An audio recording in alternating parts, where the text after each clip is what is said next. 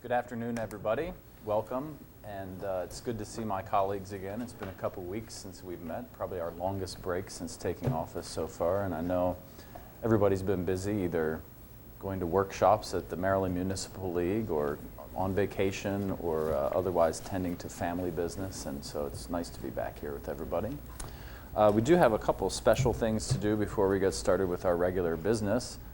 The first item is a proclamation honoring the veterans of the Korean War, and I'd like to at this time invite Jim Mobley and Les Bishop to come up, and I'll read this proclamation aloud because it's got some good information in it. Thanks for being here, guys. Mr. Mobley, good to see you again. Good to see you again. This is a proclamation. Please stand over here, and I think they will, for the camera, for the viewing audience at home. This is a proclamation recognizing the 60th anniversary of the Korean War. Whereas the Korean War began on June 25th, 1950, and ended on July 27th, 1953, often referred to as the Forgotten War, the Korean War lasted 37 months. This year marks the 60th anniversary of the July 27th Truce Agreement and is being declared as the Year of the Korean War Veteran. And whereas the Korean War was a multinational effort employed to stop the advance of communism and aggression, for those who served, the sacrifices made preserved the integrity of South Korea, which has become one of the leading nations in the world and one of the strongest allies of the United States. And whereas during the Korean War there were over 36,000 deaths, with over 4,000 of these deaths from Maryland and 32 from Washington County.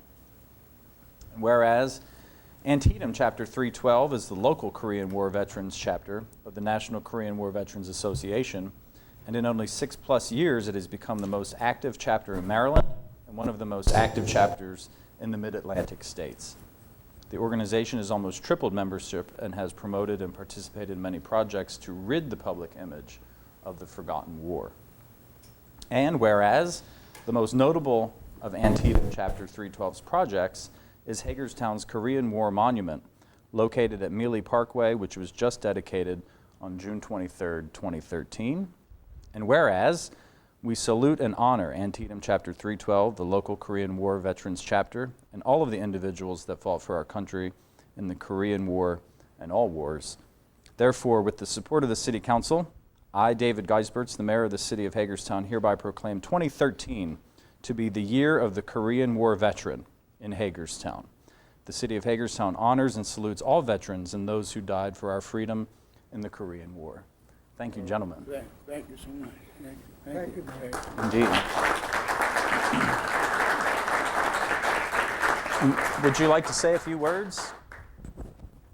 Anybody? Well, we certainly thank the city. I wrote an editorial, I guess maybe a week or so ago, which was thing, and this project really could not happen without the support that we got from the council, your predecessor, and yourself since then, but all of the staff people associated with the county that made our dedication just a wonderful event on the 23rd. I mean, it was super, and we just hope that that will continue because we're so proud of what we've done, but the fact that you were such a big part of it just makes it special. Well, I appreciate that, and I'm sorry I couldn't be there. Down in Ocean City at the Maryland Municipal League Conference, but I appreciate it. Mr. Mobley, would you like to say something? No, I think that all I could do is echo Les's comments, particularly with the attitude of the city and the entire great cooperation that we have had with all of the folks, the council, the previous mayor, all of the staff here have worked their heart off out in doing this, and we have a very successful monument located in a beautiful spot in Hagerstown.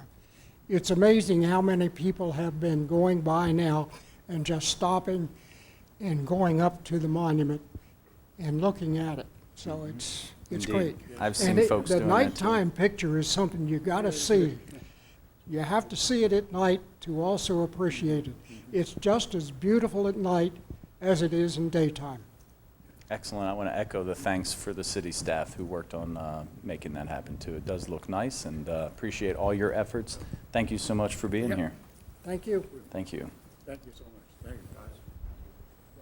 You guys start with all the comments. Oh, sure. On three. Ready? 1, 2, 3.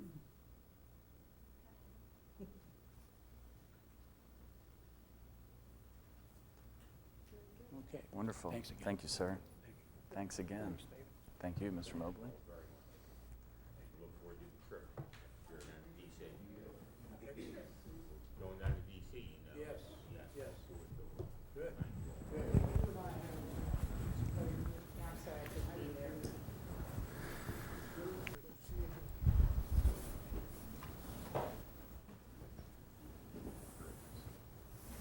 And as Councilmember Metzner was just mentioning, the city is going to be planning an event to take all the Korean War veterans down to DC, just as the city did a few years ago with World War II veterans. So we're looking forward to getting that trip underway.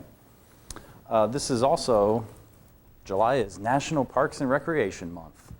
So we have some special folks here to receive a proclamation declaring such. If those folks want to come forward, we have Amy Riley with the City of Hagerstown Parks and Recreation. And do you have anyone else here with you, Amy? We have several folks here. If Would you'd you like to invite them up? Sure. Yeah. Heather Holman, President of the City Park Neighborhoods First, is that right?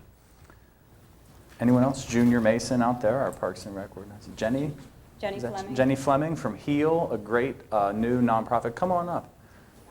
Great new nonprofit focused on healthy eating and active lifestyles, which is absolutely what we need more of here in Hagerstown. This is a proclamation declaring July National Parks and Recreation Month, July 2013. Whereas parks and recreation programs are an integral part of communities throughout this country, including Hagerstown, Maryland, and whereas parks and recreation activities are vitally important to establishing and maintaining a high quality of life in our communities, ensuring the health of the citizens, and contributing to our economic and environmental well-being. And whereas parks and recreation programs, tournaments, and events boost the economy, enhance property values, attract new business, increase tourism, reduce crime, enhance education, help develop creativity, and promote cultural diversity. And whereas the City of Hagerstown's parks, open lands, and trail systems offer ecological beauty and space to enjoy nature, help maintain clean air and water, preserve plant and animal wildlife, and provide for critical green infrastructure. And whereas the City of Hagerstown's Parks and Engineering Department offers more than 50 programs in 17+ parks and 6 facilities and manages more than 300 acres of green space for the positive well-being of the community.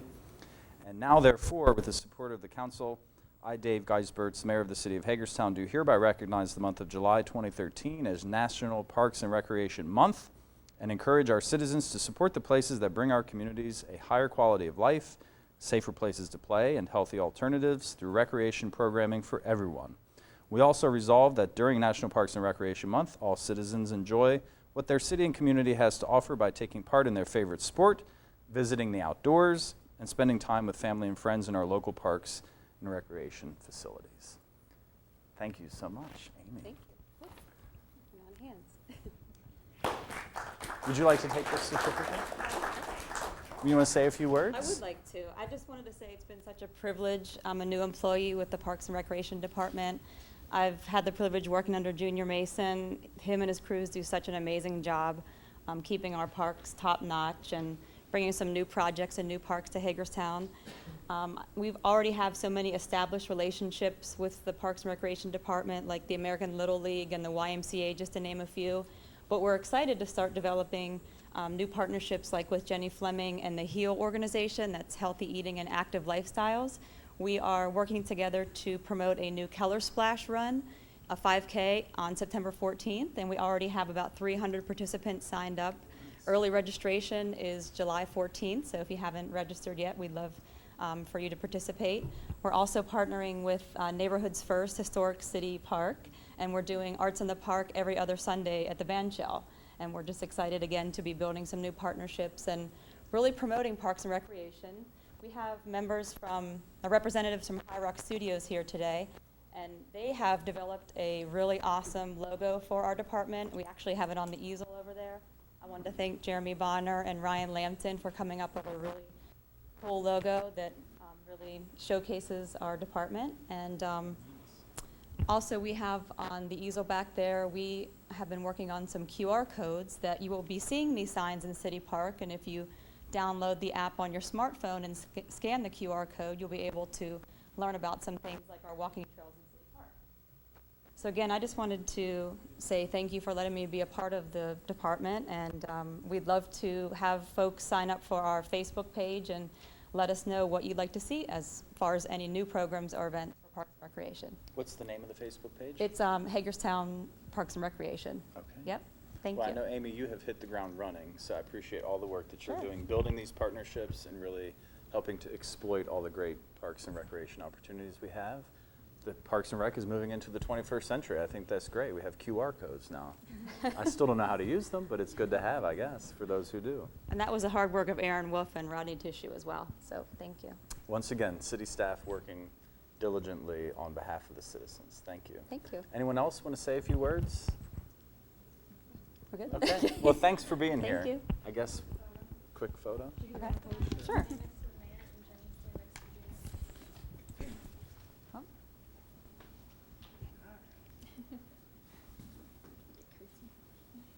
On three. Can you take a step to your left? On three. 1, 2, 3. Great. One more. Famous last words. One for Facebook, one for the record. 1, 2, 3. Awesome. Thank Thank you. you. Thank you all. Look forward to the color splash. Yes.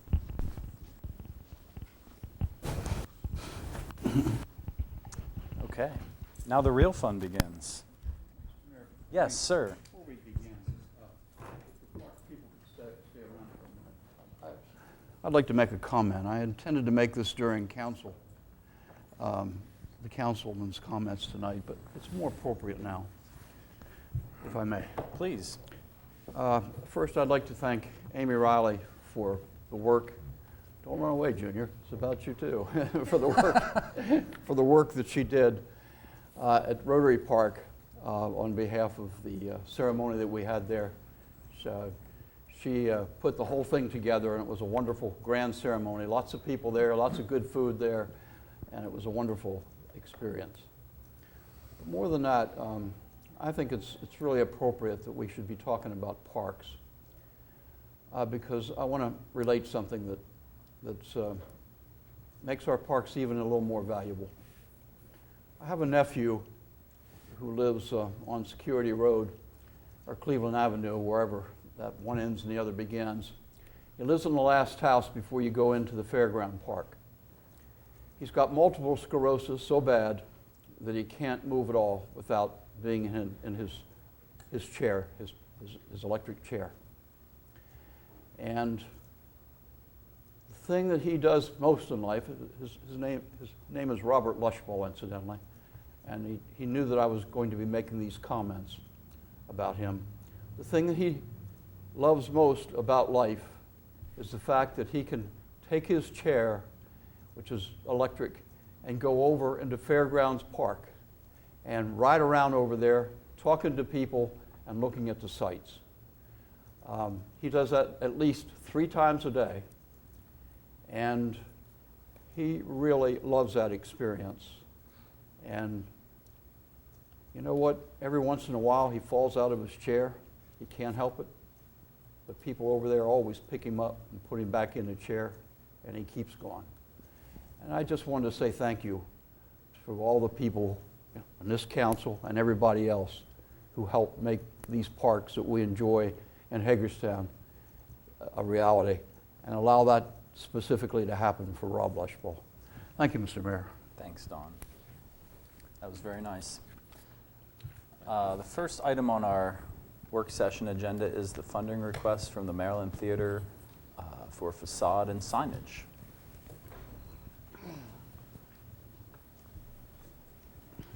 We have Jessica Green with the Maryland Theater, who made the request, and John Listician joining us here at the table. Good evening, Mr. Mayor, members of council. The packet memo is rather straightforward. The Maryland Theater is seeking to do some work to the old McBair's building, which functions as their box office and their concession area. They had removed a deteriorated roof that was above those two storefronts. Jessica will be able to explain in further detail what it is they're looking to do in terms of the improvements. There are some attachments with the memo showing the signboards, outlining plans to paint, as well as to have some painted glass in the storm windows above the street so people can't see into those vacant spaces. The request, the total anticipated cost of the project is $39.40. The memo outlines that the funding request is not to exceed $4,000. Now, it's our understanding the county has been asked to contribute $1,500. We do not have an update on that, and that's why our memo is worded to cover up to the $4,000, the whole cost. If the county were to come through on their request and this body decided to fund this project, then our portion would be reduced by the county's $1,500.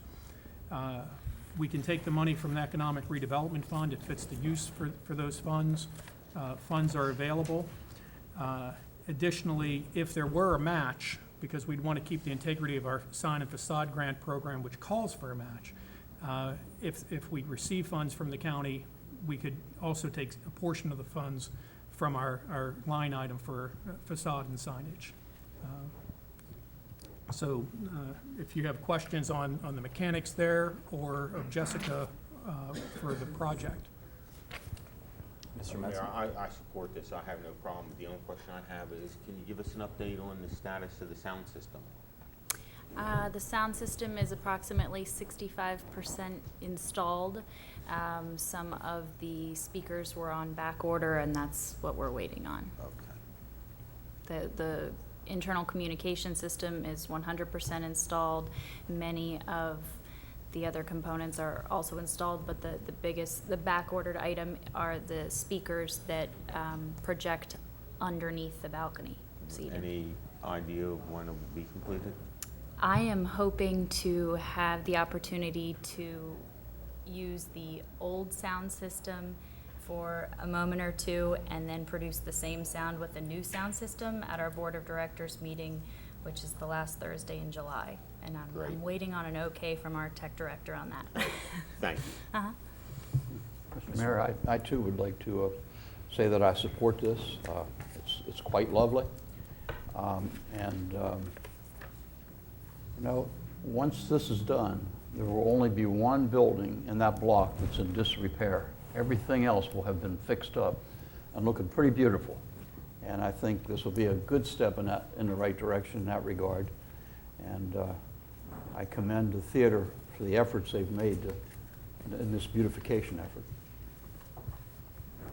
Any other questions or comments? Mr. Alshire, Ms. Nye? Indication of support? Yeah. Good. We'll have a motion sheet for the regular session. Okay. I think you're going to Thank get you. Thank you all very much. support Thank here. you. Thank you.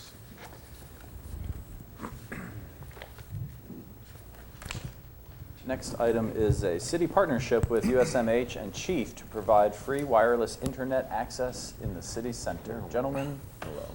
Welcome to the table. Good evening. It's a pleasure to have this opportunity to introduce Mayor and Council to what I think is an exciting first step in moving technology into the core of the city, and that is with the free wireless internet initiative for City Center.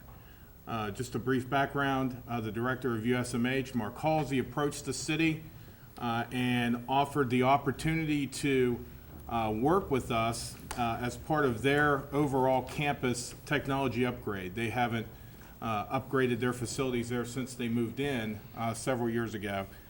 And as part of that, they're also upgrading their wireless capabilities for internet access to their students. As part of that, the director also offered to the city the ability to provide wireless access off of their service, Network Maryland, throughout the city. How that would work would be that their initial installations of wireless antennas that they were installing on their campus would be the initial signal that would be generated, and then the city, working with them, we would be able to install additional wireless antennas throughout however many that were deemed necessary through the city center to also provide free wireless internet for anyone that would be either sitting in one of the cafes at a restaurant, sitting anyone in the central lot, if you're in the area between the Plum and the old Brickyard, if you were sitting there, you would be able to have free internet. The only stipulation that Mr. Halsey gave us was that the initial banner page that anyone would see when they would be bringing their browser up on their device would be an advertisement of USM-H and signing, or basically accepting terms and conditions of use. Other than that, it would be totally free. That, of course, interested us very much, and when brought up in an EDC meeting, Greg Snook from CHIEF came to us with an opportunity that he would like to help out in the expansion of this service. And I was happy to hear from Greg that the Board of Directors of CHIEF is going to provide a grant of $20,000 towards the expansion of this internet access in City Center. The overall cost of the project is around $50,000. That's flexible as far as that is what we may see as an overbuild. I don't believe we'll hit $50,000. With CHIEF's generous $20,000 grant, with what University System of Maryland has already invested in the project, including the management system that we'll have access to, that's going to leave the city the opportunity to spend about $10,000 or so, which is already budgeted for a project like this, to also help in the expansion of the service. As of this afternoon, Lola Haggerty, who is here in the back from my staff, as well as Scott Thomas from USM-H, have actually gotten 2 of our access points activated. So as you walk out of City Hall, you have a signal that goes from City Hall all the way down just almost to the Masonic Lodge door on South Potomac Street, all the way west to Jonathan Summit, right at the county building, and just below the El Paso restaurant. Due to the decline in the street there, the signal drops off. So those are areas that we will continue to test as far as the expansion, and we hope that within the next 2 to 3 months we have the ability to reach out towards Potomac Towers and that nice park that they have there, out towards Walnut Street, all the way north potentially to Church, perhaps even to North Avenue, and down around Locust, maybe even down to the next block to Cannon. But I just wanted to provide you with this information, and again give an opportunity to thank Greg and CHIEF for their grant to allow us to expand this even bigger. Yeah, that's great. Thank you, Chief, and Greg Snook for making that contribution. And this truly is, I think, one of the biggest things we can do for economic development in downtown. It's good for business, it's good for students, it's good for residents. It's just overall good business, and I'm really excited. I know in years past there were proposals for broadband by power line, and there were some issues with that technology, and things have come a long, long way since then, but I think this is a huge step in the right direction. And tell me, what is the difference between this and the Maryland One broadband network, or is it the one and the same? Well, no, this is completely separate. This is a wireless internet access. One Maryland is predominantly fiber. Gotcha. Thank you. Any other questions or comments? I'd like to echo those comments. And Scott, let me ask you this. just to put this in perspective, how many other towns or jurisdictions in the state of Maryland have something this advanced? There are some our size that have, Annapolis is probably the forefront in Maryland as far as the ability to have their waterfront wirelessly connected. There are some that have small pockets that are enabled. From what the initial rollout plan here, that we look to have here in Hagerstown, we would probably be on a par of Annapolis as far as as far as the access that we provide. Very good. And when will the final rollout be? We would hope to have everything up and going by the end of October, around Mummers Parade time. Okay, that sounds great. So, Greg, thank you very much for jumping in on this and helping us out. And Scott, thank you. This took a lot. You and I have discussed this in the past. It's taken a lot of work, a lot of effort, a lot of leadership, and a great cooperation between the University of Maryland and the city of Hagerstown. And we certainly, this entire council certainly agrees with that cooperation. We want to see lots more of it. But we really thank you for this effort. It fits our mission on what we're trying to do with both education and promoting economic development. So I was excited just to, hear what they could do. They just need a little extra assistance here. So, and Scott mentioned that, this is the first step. I think if this works, maybe in the future, we can even expand a little bit farther, maybe out into some of our parks. Might be the next step, but we didn't want to go too far too quick. But this is, I think, a great first step. Another great example of partnerships in the community. I want to thank Lola of the Land and Right. Scott out there for all their hard work. Spread the credit around a little bit. Scott Thomas is from the university. Scott Thomas from USM-H, right? He's been running the show. I'm helping him as much as I can. Eric Dykey's group, the public works guys, been running cabling for us. Light department put the one up in the square because that's their pole. And so it's a combination. Fire department will probably give us a little connection to first hose down there. Very So nice. it's kind of like we're a big group working It's together. definitely a team effort, and it's all worthwhile and will benefit our citizens greatly. Mr. Mayor, this is just fantastic. I think this is probably the third administration, Scott, in the city that's been attempting to do this, and you identified it correctly, Mayor. Our first attempt was broadband over the wires, which at that time would have been a real high-tech thing, but obviously had issues that we do not any longer have. So this is just fantastic. What a nice thing for the city expansion. The parks would be great. And Lola, it's great when Lola shows up because some of us think she's really like Siri, just amazing. She's a real person. You see in the emails telling you what's going on. Yes. Lola of the Land exists. I'm gonna have to wear my magician hat. There you go. Thank you so much. Thank you. Thank you. Thank you, Greg. And we do have Eric Dykey, our Public Works Director, filling in for Bruce Zimmerman, our City Administrator, who's on vacation this week. So I want to thank thank Bruce always, but I want to thank Eric also for filling in for Bruce this past week, and I hope it's been quiet for you. Mostly. Not too much trouble.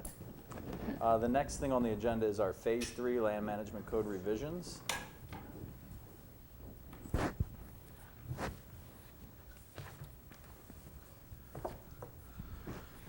Good afternoon, Steve Bachmiller for Planning Office. I take absolutely no credit for what they just took credit for. We forwarded to you a package of text amendments to the Land Management Code, a total of 24 of them. This is the third and final stage of the comprehensive update, just to give everyone a little bit of background because this dragged on for a number of years. We undertook a massive operation to consolidate all of our various land management ordinances into a single document, and it's been done in two major phases. The first phase was to take 4 separate ordinances, combine them into one, reorganize them, get them into place. The second phase, which was completed and went into effect last fall, phase 2, we went through the ordinances and brought them all up to contemporary standards. Some of those ordinances were as old as about 30 years old, and it was time for them to be updated.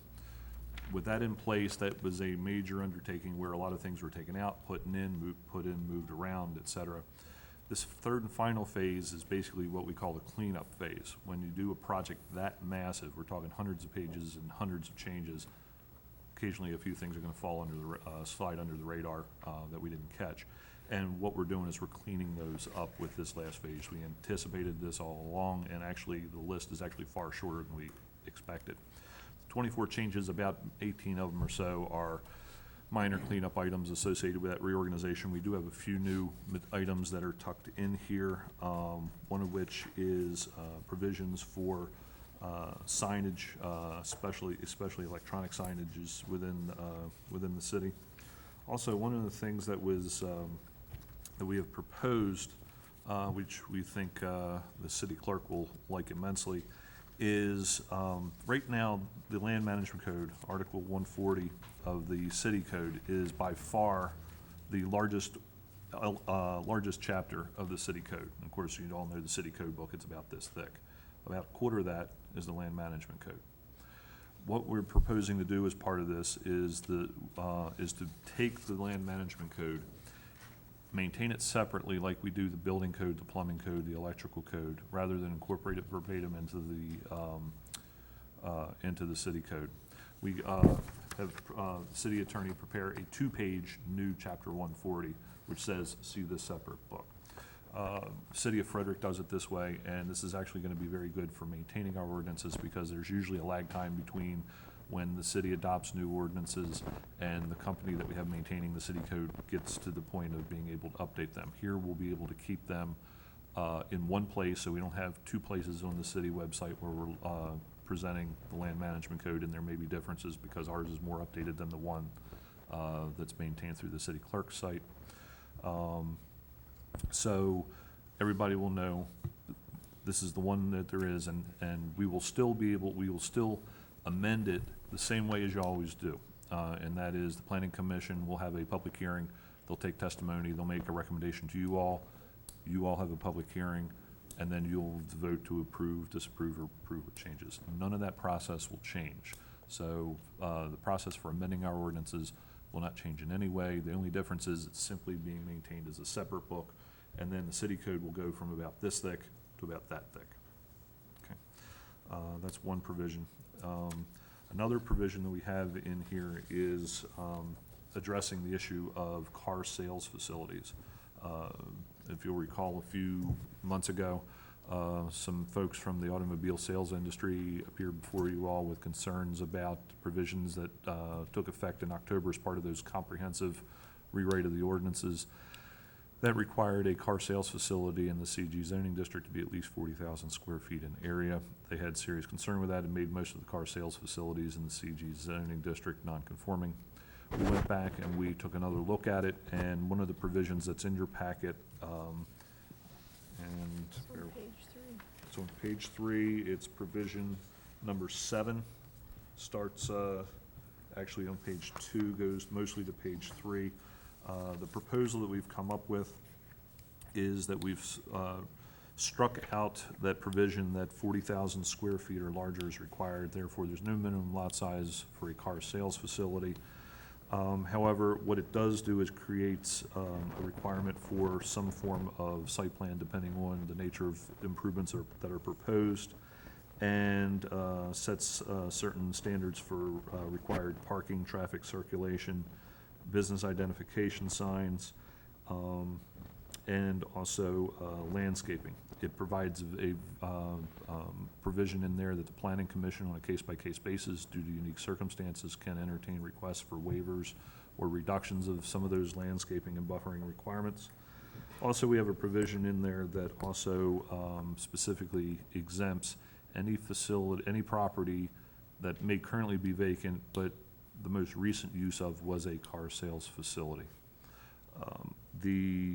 Obviously, any existing ongoing business is completely unaffected. We can't go in and now say, okay, now you got to do all this stuff. This is set up where it strictly applies to only those, when I say new car, I mean a new facility, whether it's new or used cars, that is going into a property where it's essentially a change of use, that the most recent use was not auto sales. So all of the existing car sales facilities in the city are not affected by this. With that, there's This is an issue, though, still of concern to the car operators, and you will hear from them at the hearing. there's a total of 24 provisions. I'm not going to go over them item by item. Some of them are exceptionally minor and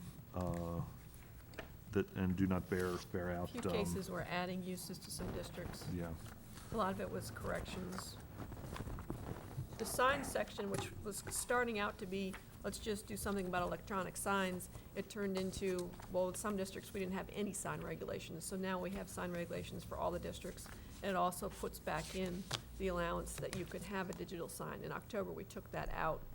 And we heard some complaints about that. The Planning Commission felt like we should be allowing for that in some circumstances. And so now what's before you allows digital, the changeable signs that do it themselves electronically under certain circumstances, and then a certain way that they do it. We don't want them flashing and waving around at you, but acting more like an electronic slideshow, where it has to stay up at least 10 seconds. It has to change quickly in like 2 seconds, instead of it changing like a PowerPoint or a video, and not allowing it in certain circumstances. So now, before, we had no sign regulations for the commercial general district, which is kind of surprising. Now we've got proposals for that, as well as for the residential districts, where you have some non-residential uses are allowed in the residential districts, but we didn't have any sign regulations. Maybe this is a philosophical question, but why do we need sign regulations? Well, you look at historic pictures of downtown Hagerstown, and there were just signs everywhere. You need a biscuit and all this other stuff. And they're not bad, but. Otherwise, how else do you know where stuff is if you don't have a sign? Well, we are loosening up the provisions for the downtown, so there is the ability to do slightly larger signs now. But usually where you have concerns about signs getting too big is out on dual highway kind of situations, where people will put up the biggest one they can as they try to outcompete everyone else on the corridor, and it starts to create visual pollution. Not necessarily helping you in finding what you want to find, because then it becomes just a lot. And so if you don't provide some kind of a standard, then it gets out of control. And when we drafted this, we worked with 2 of our local sign guys, and they thought these sign areas were reasonable. And not only that, Mayor, an example, one of the earlier sign regulations we put in long ago was before we had sign regulations, for instance, when you came in both the east end of town and the west end of town, anybody who had a vacant building that had an ability to sell advertising space, that's what you would have. So you weren't getting signs saying, this is XYZ Corporation. You're having a residential building with the whole side of it plastered with advertising signs for realtors, for restaurants, for things that weren't there. And so one of the first sign regulations we did, I think, was say, if you're going to put a sign up, it had to be for your business on location. And then the next thing you get into is the idea of people trying to put up signs that are equivalent to a TV show. And you're trying to have people on the highway pay attention to the highway and not some show that's up, so they don't even see at the Venice that the red light is on green because they're watching the new show Like that's on Vegas.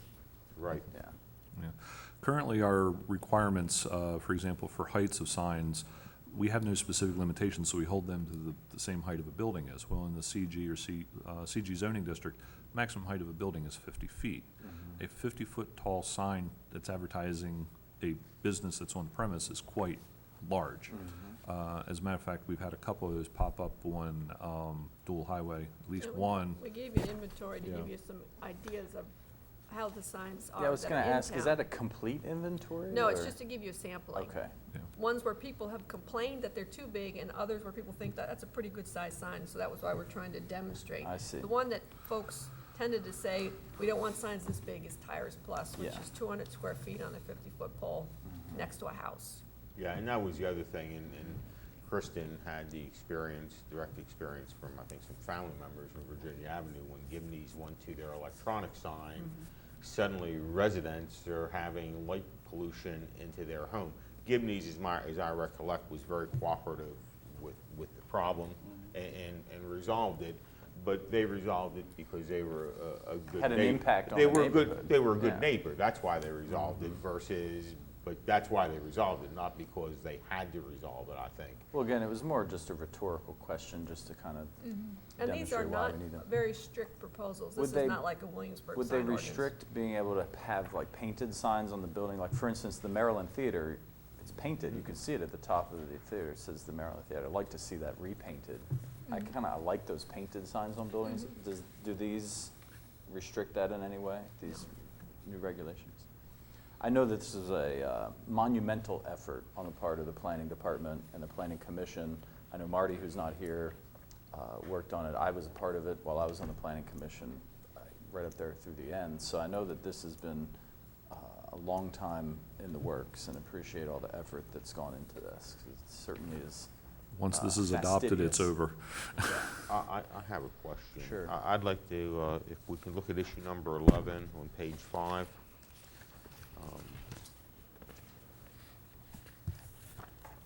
When I read the staff comment about the reason for this, and I agree. I agree with the reasons you're doing this. I wonder if we may not have some unintended consequences that we could resolve. People may disagree with me. I think there are some of these that are not associated with business. Direct one, too, I can think of right off the top of my head, the Cameron Seafood. Would they be shut down under this ordinance? If Who was that was that? in the city.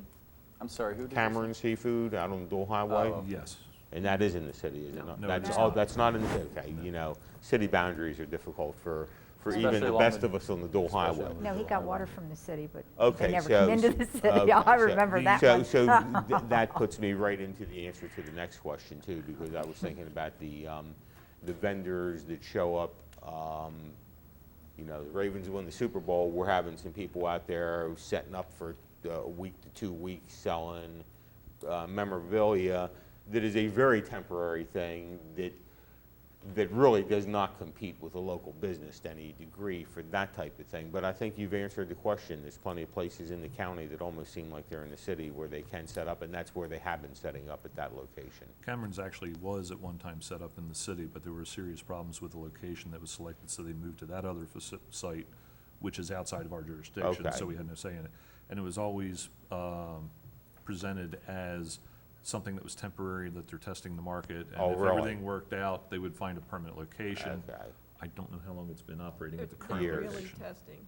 It's been, yeah, okay. Okay, well, that answers my question.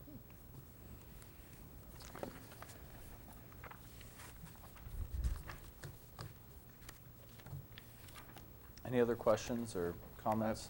Go for it, Mr. Couple of Alshire. questions.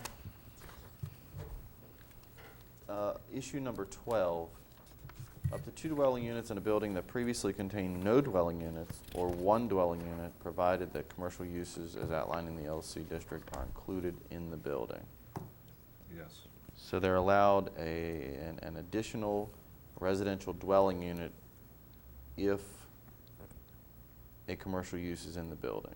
And if the existing building already had 1 dwelling unit, this essentially is closing a kind of a hole, whereas the local conversion district, it basically takes any non-conforming apartment building as part of the protocol, and whatever number of legal apartments they have, they become legalized. If there's no units in the building, you can propose having up to 2. But it's kind of a hole in the ordinance. So what if your property has 1 apartment in it? Technically, the way it's written, But- you can't go up to 2. But to have 2, they'd have to meet all the criteria for 2. That is correct, yes. Okay. Does that include like the 2 front doors, et cetera? That is, it would kind of be based on a case-by-case basis, based on the nature of the individual proposal. And they, all local conversions do come in front of this body as a rezoning.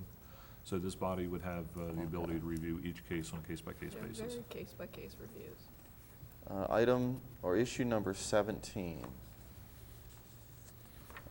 I just simply don't agree with this issue. So I don't know if this is coming as a packet or what have you, but this is one I would be opposed to. As you are aware, I myself submitted some language regarding fences allowability. I don't know, 4 years ago now. We do allow front yard fences now as of October. This is Right, but this- something different. Right, this is a restriction, though, if somebody has a corner lot, and what you're saying is if their front door faces the street, that on certain streets, that the fence, if I'm reading this right, that the fence can't go up to their, and I use the example, a gentleman I think has one on Virginia Avenue and Marion. Yeah, that's the one that came before us. No, that's the one where That's the not? the The dogs woman are and the fenced dogs, in. okay. No, there's one across the The street dogs though, own where a the gentleman And you're has across a the white street. fence that that one. goes right up to his sidewalk line.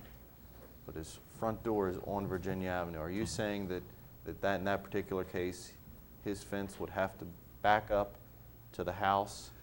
No, what we're saying is that the fence, because the side street is a public street, and it's a higher grade street than the one that the house is fronting, that it would have to comply with the front yard setback limitation. So it doesn't say that you can't have a fence, you just can't have a 6-foot privacy fence. But you can still have like a 4-foot fence up to the Yes. sidewalk? Yeah. Okay. Absolutely, yes. All It's right. the example that spurred this on was on Terps Boulevard. Someone put up a solid privacy fence right up on Terps Boulevard that fronted on one of the side streets. And so now you go down that boulevard and you've got Okay. this. Yeah, this doesn't talk stockade about fence. the 4-foot, so I Right, didn't, yeah, that's not being Understood. changed. okay. It would just treat that side yard that we've historically given an exemption to just allow it to be a rear yard and All right. have the 6-foot fence. At that point, it's just treated as a So front yard this at that language is point. just addressing one specific issue as it relates to height also? That's correct. Okay. Item number 23. I'm trying to read the language. It says, "The code defines a junkyard as any place where 3 or more inoperable vehicles are kept." Do you define within the code what an inoperable vehicle is? Does that mean untagged? Does that mean it doesn't run? Because I don't know who else here has gotten emails about an inoperable vehicle being on a street. Yep. But properly tagged, so does that mean somebody can have 15 properly tagged vehicles on a car repair lot? Who determines if they're inoperable? What are you determining them to be inoperable? I don't have my code with me, but I do not believe we specifically define inoperable. I would use the layman's description. If it can't be operated, it's inoperable. Therefore, Right, but- if you can't drive it out onto the street, whether it's untagged or physically incapable of doing so, it's inoperable. So somebody complains, you go out, you look at this car repair lot, and they've got 7 cars out there. And 4 of them aren't properly tagged, but can be driven onto the street, they're okay. Or 4 of them are tagged and can't be driven, you're not gonna know that unless you make that owner drive every one of them or turn the engine over and drive. I mean, I'm trying to figure out if I'm an owner of this shop, I'm sitting here reading this and it doesn't define how you're gonna define my inoperable vehicles. It also doesn't define, because it provides an exemption for impounding or storage facilities. And I guess the additional curiosity is whether impound lot and a storage facility lot are defined within the code so that you also know, because if I'm a car repair guy, I'm gonna say, hey, you know, I'm impounding these 7 cars right now, therefore they're exempt, and I'm impounding them indefinitely. An impound or storage lot is a specifically enumerated principal use within the use chart. That's how we would apply that. Can So- they also be a car repair facility? So I go over here on, what is across from Frederick Street. I don't think we have any, I can't think of Have any one down on impound Valley. lots. I think Well, they're only permitted in I industrial think that the one districts. place though was on Frederick Street, Advanced Auto or something. They got a fenced-in area behind it. It's Yeah. got about 12 cars. They're also a car repair facility. Yeah. Some of them are properly tagged. Yeah. I'm just trying to figure out, you go over there and they say, hey, I'm working on these 8 cars, and you say, well, 6 of them are inoperable. You got to get rid of 4. And he says, wait, these are impounded cars. Impounds. I use that unique circumstance Well, I where think- that I'm car sorry, I don't dealership mean to interrupt is. you, Steve. An impound lot is only permitted in the industrial zoning district. The idea is that it is the use. Okay. Right. Is it the same as a storage facility? I believe it is the I think same. It's one phrase, I think. It's one phrase within the use chart, yes. So they've got So to as long as they're in that district, you don't really care. Then they have to be screened. Yes, there are performance standards for. Right, but I for- mean, as far as, Yeah. yeah. I would just like to see us, then, if you feel comfortable in those, I would at least like us to see better define the term inoperable. I think maybe the biggest issue here isn't inoperable as much as is the word storing. I'm sorry, what word? Storing. Because I think the concept, I think. You fix it and get it out. You fix it Yeah, and get it out. I don't mean to sound dumb about this, because it can sound dumb, but it's the old story of the Supreme Court addressing pornography and saying it's hard to define, but you know it when you see it. Right. And I believe what staff is trying to address is the obvious. The obvious, not the not obvious, but you drive by a place and there are 5 cars there that are tagged and have no reason to appear to be anything but cars that are being worked on in a facility, versus you drive by and see 3 vehicles with no tires on them, that are clearly what you and I would consider a junk vehicle. I think that's what you're trying to address. Yeah. And we're not trying, and I can't see staff spending a lot of time trying to go after people who don't have the obvious. I don't know how many emails you've gotten about the Hager Street car, but we've had a pretty hard time defining how best to mitigate that circumstance. And I agree with you. Of course, that's a whole different It story. is, which is why I'm focused on the term inoperable, because And I understand that. And my thought process would be, I would like to think that nobody would be trying to enforce this ordinance in anything but rather straightforward and obvious situations. I can't imagine, or I would like to think that anyway. I would characterize it as an extreme circumstances. Yeah. I can think of one example off the top of my head, does not particularly apply to this, because all this is closing a loophole as far as not having ones that are not conforming. A quite small former gas station facility, currently used as a car repair place, you literally cannot pull onto the property. They have so many cars that have been sitting there for a long time, awaiting repair or just waiting, that it's become a blighting influence on the area around it. It's those kinds of situations that we're looking to resolve. And right now, you don't have the ability to do it.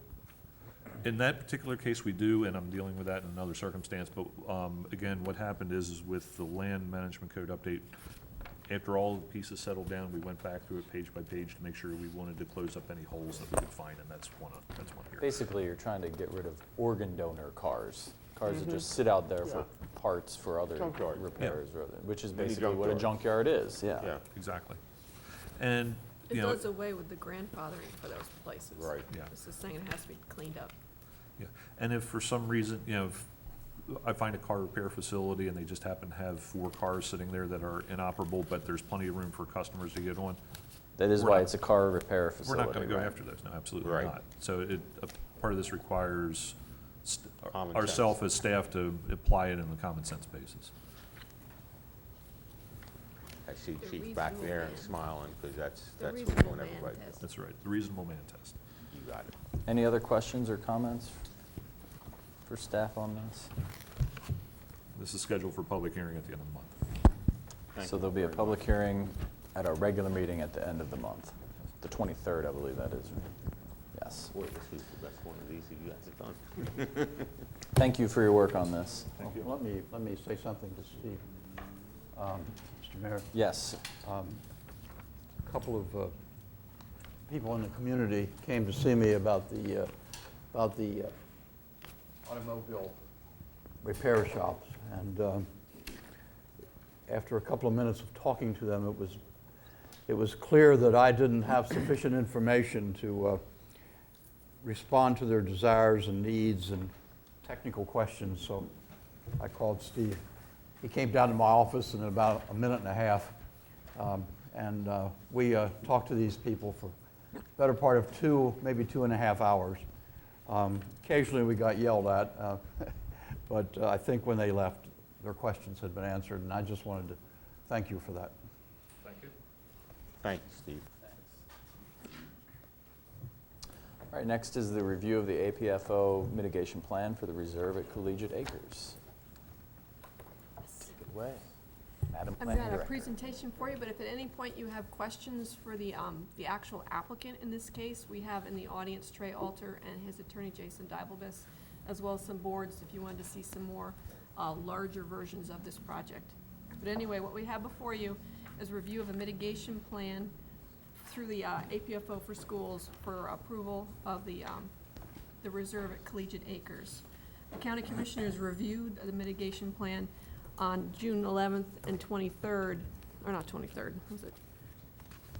Getting ahead of myself. Anyway, what we have before you is reviewing the mitigation plan that the county commissioners approved. If you're ready to vote on it, then we could vote on the 23rd.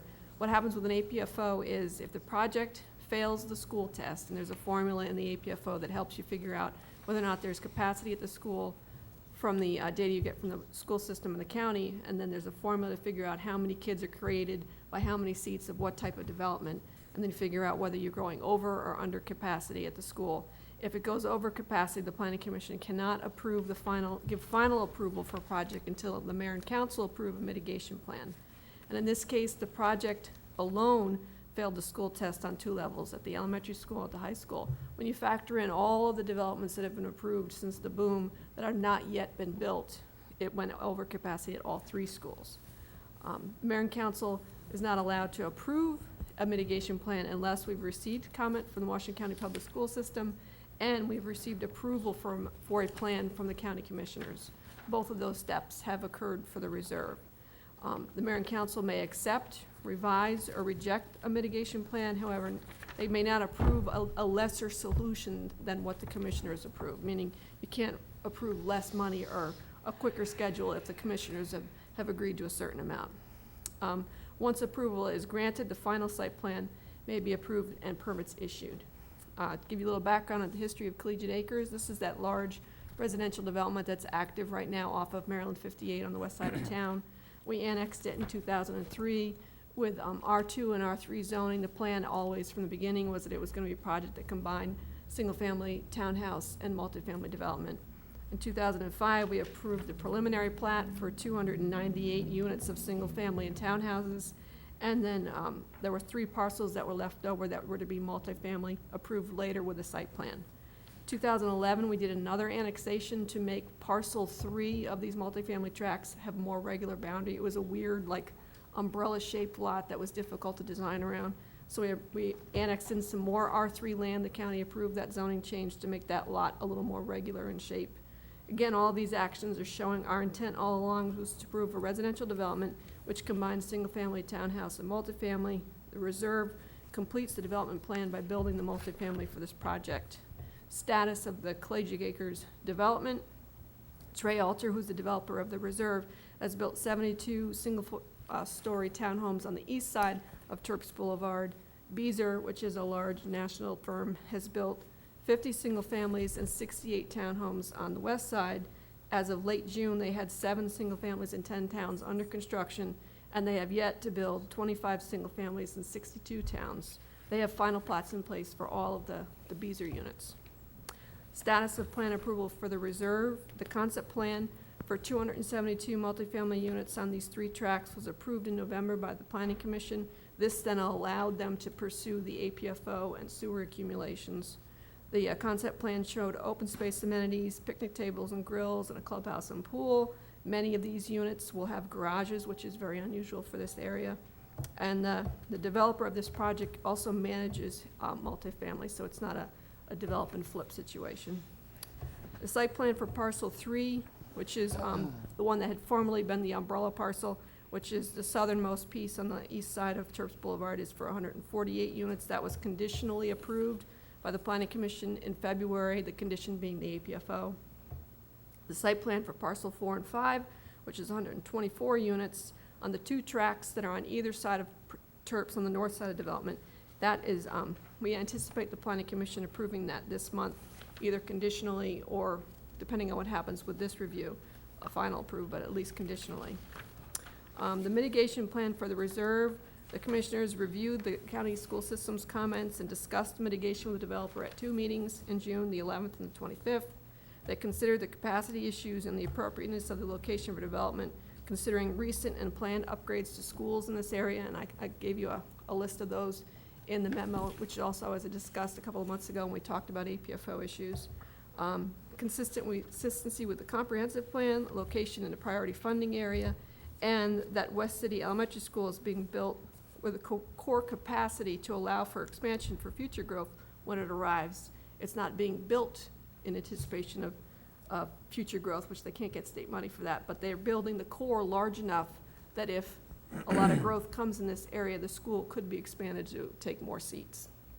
The commissioners also discussed the benefit of construction jobs during tough economic times. So finally, on the 25th, the commissioners approved mitigation, but they revised the developer's proposal, and they were willing to approve it if the developers paid $544,000 in an APFO fee up front before any permits are issued for the phases. That money would be paid to the county, and it would be reserved for capital improvements to the schools. And then also there was a phasing schedule, which the developers had actually proposed, which would be phase 1, which is parcel 3, the 100 and however many units that was. 148 units would be in 2013. They actually want to start phase 1 in this construction season. And then phase 2, which is parcels 4 and 5, the remaining 124 units in 2015. And so that's the mitigation plan that the commissioners have approved, $544,000 in an APFO fee and phasing over 2 years. And so that's what's before you for review and action at a future meeting. And if you wanted to discuss any further about what this project is going to be like or about the mitigation plan, the developers in the audience.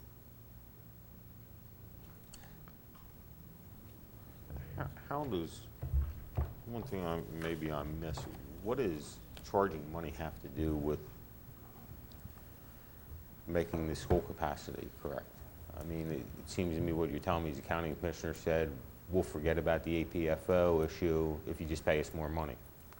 They said, taking into consideration all the issues that they did, they'd be willing to allow it move forward if they paid that fund, those funds that would then go towards capital projects in the future. They're on the verge of adopting an across-the-board policy that will set up a formula for cash payments in order to get approvals. Where is this cash money going to exactly? It goes to the county that will then be for CIP for schools, for capital projects. And this is the same funding mechanism that allows the school board to generate a $13 million slush fund? I mean, that's what I'm hearing. When I hear it's going to go to schools, I hear it's going to go to the school board, and next thing I know, people find... Well, it goes to the county, not to the school board. It goes to the county for the school board. Right, So but then the CIP has to be approved by the commissioners. Right, So but not it by the doesn't- city. No, So the very people that this is going to affect don't have any say in it to speak of, as I'm right, hearing. since funding And schools the is a money is county going issue. to the county instead of going to the city. Because it could go to the city and we could do the same thing. We could put it in a special fund solely for the use of capital improvements for schools.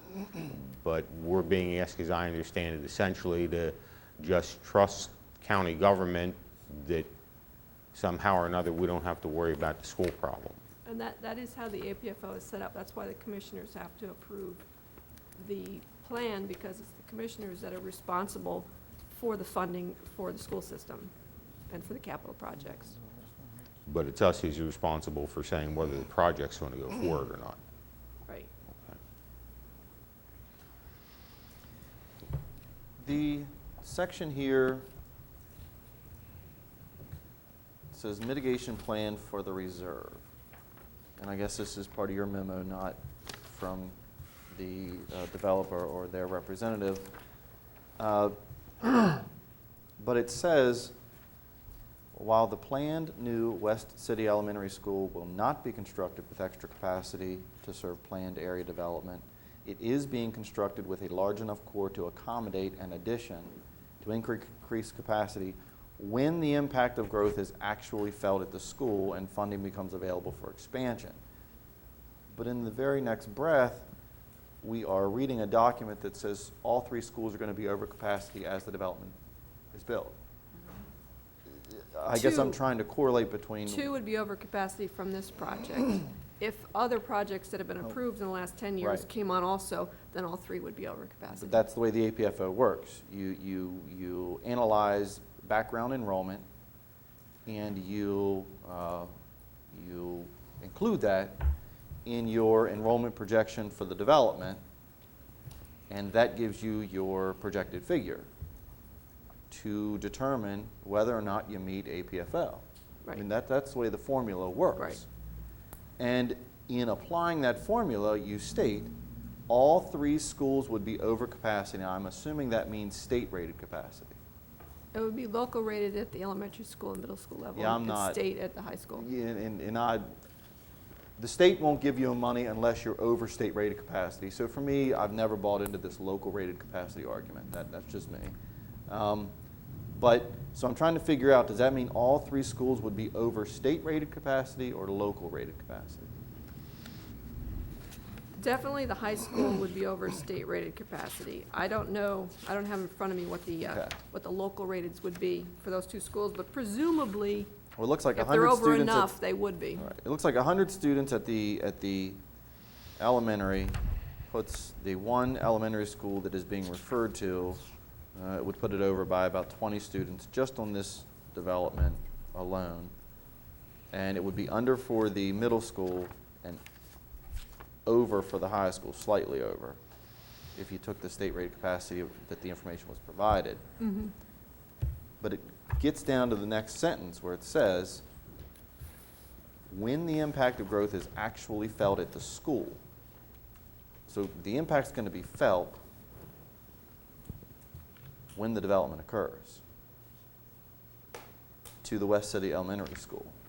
And I guess I'm trying to correlate the two, and I think it goes to Lou's question, because it says, and funding becomes available for an expansion.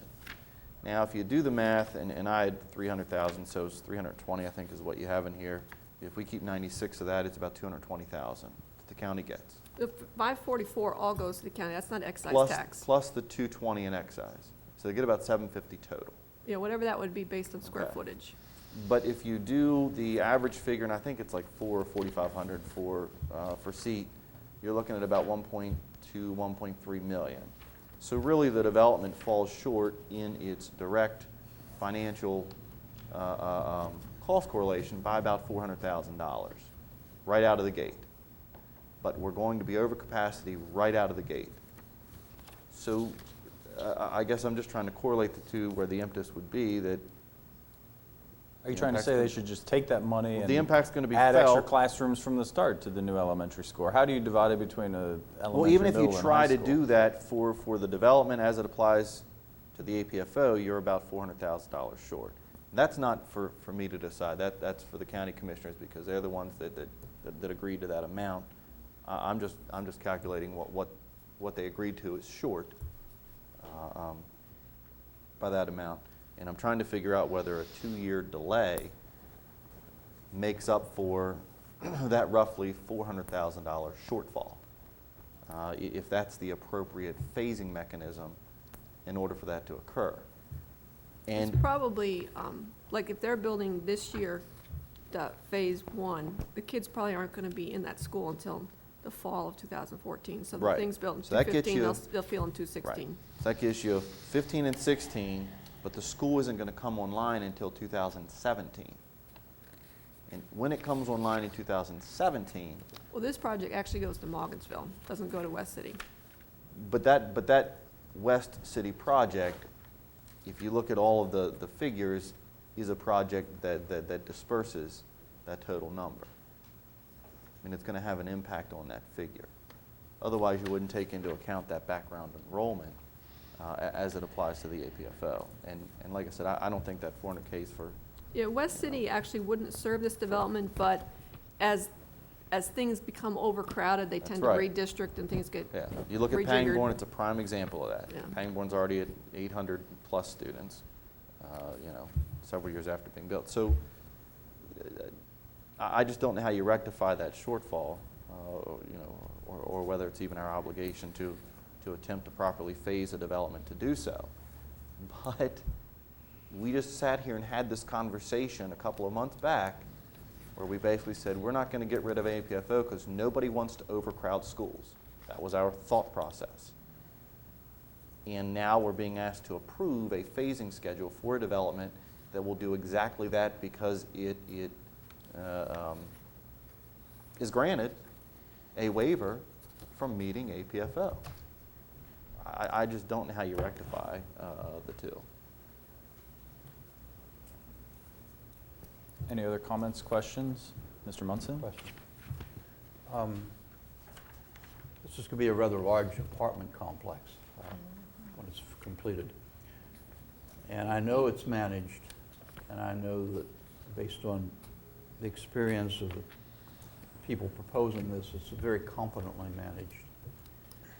But is there anything in it, the agreement, this thing, that says that they need to be part of the program that the police have in our area and within Hagerstown, saying that if someone commits a crime in the apartment where they live, that they're automatically put out of that apartment? Is there anything in here that guarantees the city that? There's nothing in here, but that would be a good question for the developer. I'm sorry, what? There's nothing in here about that, but that would be a good question from the developer if you wanted to call them forward, who would be managing this project, as Okay. they Is manage he available? two others in the But, city. but more importantly, I don't think asking the developer that question is appropriate because you've appropriately stated, Don, this is the developer, that's whoever the current owner is going to be the deciding factor of whether they participate in that program or not. I think a better question becomes whether or not we want to start saying that we're not going to allow new apartment complexes to be built in Hagerstown unless they are part of that program. There, you're not asking a... I agree with that, yeah. And Yes, that is a because, better way to because put it. I know that Trey and the developers here are very responsible people, and that's just what you were saying, and they're not people to be concerned with. But we also know two things. One, people tend to sell, and even people don't tend to sell. We all only live for so long, and these Absolutely. apartment buildings are going to outlive us. So I think that is a much better question as a council for us to start thinking about. Why would we not mandate that program in general for these multi-unit apartment complexes? I agree with you. You've stated it much better than I, and I'm perfectly happy to vote for a mandate. And I would be too. Anything else with the APFO? Any other questions? Or what the action you're requesting tonight is just a discussion, correct? Right. Yeah. Approval would be And if you were later ready, this month. if this was enough discussion, we could put on for a vote on the till on 23rd. Can we ask the developer about that?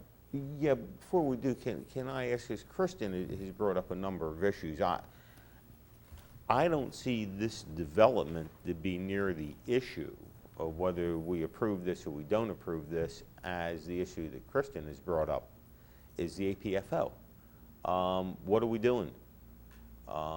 And this, people have very short memories. This APFO thing came about, I remember it vividly because unfortunately it was when we didn't have a mayor at the time, is when this was going on, and I was playing mayor and didn't realize how much involvement there was with getting this done. And everybody forgets what this community was like when we were in the boom, when things were booming around here. From my perspective, it was worse than when we were in a recession. This community was turning into Montgomery County, Frederick, very quickly as far as traffic, overcrowding of schools, and everything else. I'm disappointed personally that the county commissioners have made a decision that the APFO is only important in good times and doesn't seem to be important in bad times. But I think the issue that we need to discuss ultimately is not whether we approve or disapprove this, it's what we do with the APFO. And a point being, I mean, if the county commissioners are going to routinely say they'll allow the schools to be overcrowded in developments outside of the city, then we're being foolish for saying, geez, well, we're not going to allow development in the city because that's going to overcrowd the schools, while at the same time the county is just doing it. And I just have problems with this whole situation. It's not this development, it's the question of what we do with our APFO, what decisions we decide. I would love to see, I don't have so much criticism of the shortfall here, because I don't think that anybody has ever thought that each individual, you know, the old story of I don't have any children, why do I have to pay for school? So I don't know necessarily that the developer has to pay for 100% of their expenses. But I would really like to see myself what kind of law, resolutions, ordinances the county has about this money. I'd like to see where it's going, and I'm not sure Maybe it why the goes- money isn't being used immediately, because I think the impact is going to be felt immediately. Perhaps it goes in addition to the 12 million in reserves that the Board of Education has that they're using to be property developers out on Downsville Pike. Well, that's, you know, I would like to see that, because I think ultimately it's not this development, it's whether we continue with the APFO Right. and do how we do it. And where the money is going. Well, and I think that's, to me, that's extremely important. And I can get with the county and get an answer to that Yeah, question. I'd appreciate that.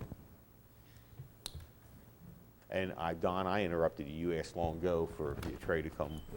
Welcome, Trey. Hi, Trey. Just want to make this comment.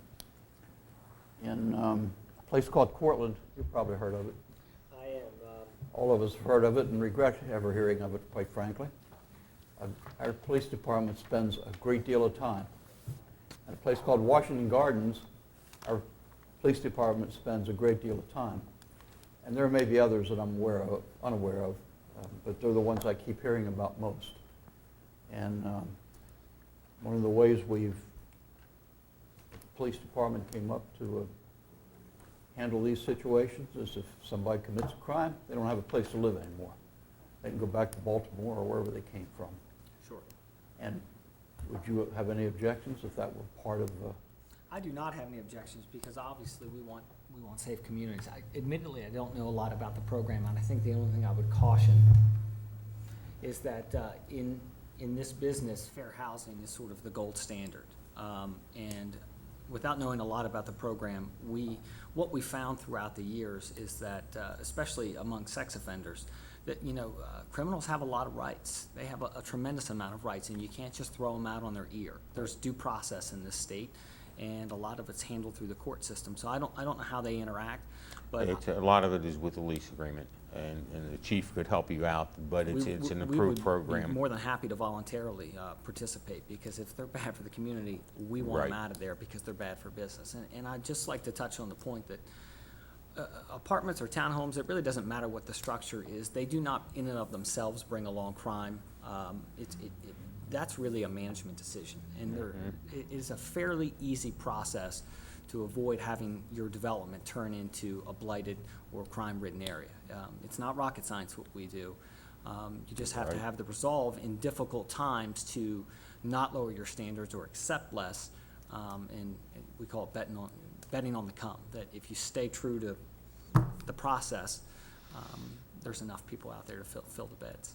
You know, and a real good example of this program working is Townhouse Manor, who at one time had a reputation similar to Cortland. And now Townhouse has a fantastic reputation. It's a nice place people want to live, and they started participating in this program. And so we'd just like to get you informed about it. I think you would like it. It's a beneficial program for everybody. I would like, you know, our lease agreement used to be 3 pages, it's probably 18 pages now. One of the things we implemented a few years ago were townhomes and parking over the sidewalks. I think it was just a huge planning commission and planning department issue. So if you leave it up to the police department, you know, they only have so many resources, and we're there every day. And so we actually have rules in the lease agreement that are more stringent than the law would require. And since we're there every day, we found that a pretty easy way to go about it was a big nasty sticker that you stuck on their windshield that said you're in violation. And after you've had to peel 1 or 2 of those off, it never happens again. You Good. don't even have to throw them out. So, you know, again, it goes back to management. There's things you can do to mitigate some of the problems. Did you guys want to say anything pertaining to the APFO while you're here at the Ju- table? Just that it's a tough process, and I think we share your frustration. I'm not sure there's anybody in the world that's happy with APFO. I mean, we wish there were more seats, we wish there were more schools, we wish that we built them faster. We can't build schools, they don't let us. And there just doesn't, I think Kristen used the word reconcile. I don't know how you reconcile this process, because all the money in the world doesn't fix the timing issue either. So I don't know what to do with it. And it is a catch-22 because we want the development. Oh, I yeah, think what it's- Mr. Metzner referred to in the boom times, and we didn't have enough inspectors and planners to keep up with all the plans coming in, and so it's one of the reasons why when the city went through all those cuts, that's so many people went, because there just wasn't as much work even for some people to do. Certainly not all of those positions that were cut were the case for that, but how do we get the growth and development to occur and have all the other government agencies who are charged with certain aspects of public service, like schools, to be able to keep up with the kind of demand that we're putting out there? I think it's a struggle for them, it's a struggle for us. I don't envy the county commissioners any more than the Board of Ed or this body for having to make those decisions. I don't know the answer. It seems like we need to build bigger schools. We build them and they're full. I mean, Morgansville was a perfect example. If we had built this 3 or 4 years ago, when that school was going up, there would have just been tons of capacity. But, the day the doors open, I think it was reasonably full. Well, we could Well, get more into importantly, when you read this memo, it appears that we're building 2 schools that are going to have less capacity than exists right now. I mean, did I read that correctly? Well, and That I when think- we get west in these 2 schools, there were 86 less. So I don't comprehend the thought process of decreasing the size of schools when we build new schools. It doesn't make any sense to me at all. And It I was think like it the has to go hospital back. building a new hospital that was smaller than the one they built. And I may be incorrect, but I think, there's different tracks for state funding, and you can get X dollars for these seats, but you can't get any money for the next 50 that aren't quite yet full. So, I don't know, it's a very difficult process, but one that needs to be resolved if there's ever going to be more development, if that's what the city wishes.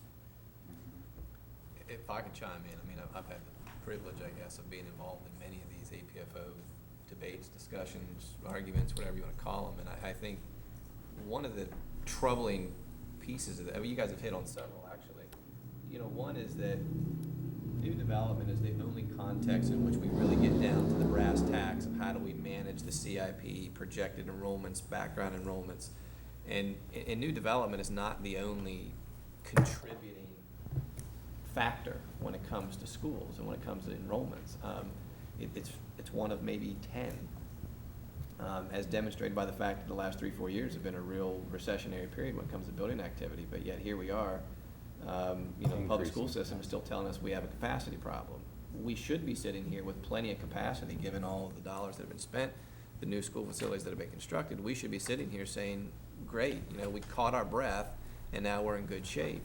This particular project is very frustrating because it's right down the street from Salem Avenue.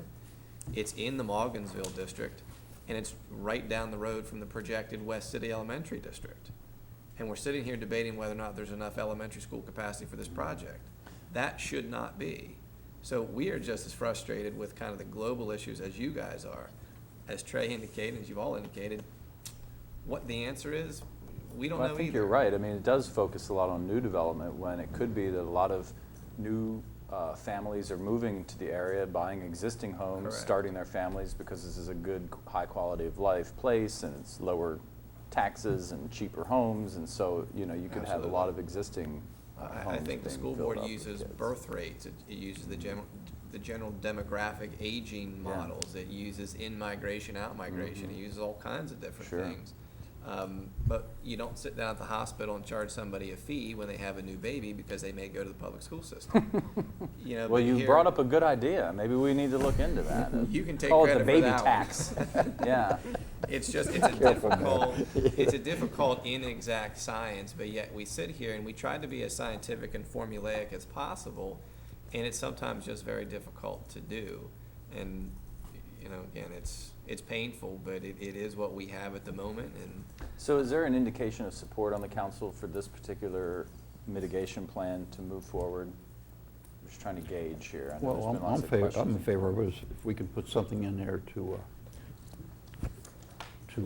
suggest that what Councilman over here, Mr. Messner said, that we can put something in this Can we write something into this that says that from now on, all developments in Hagerstown will have to conform to the program of the police?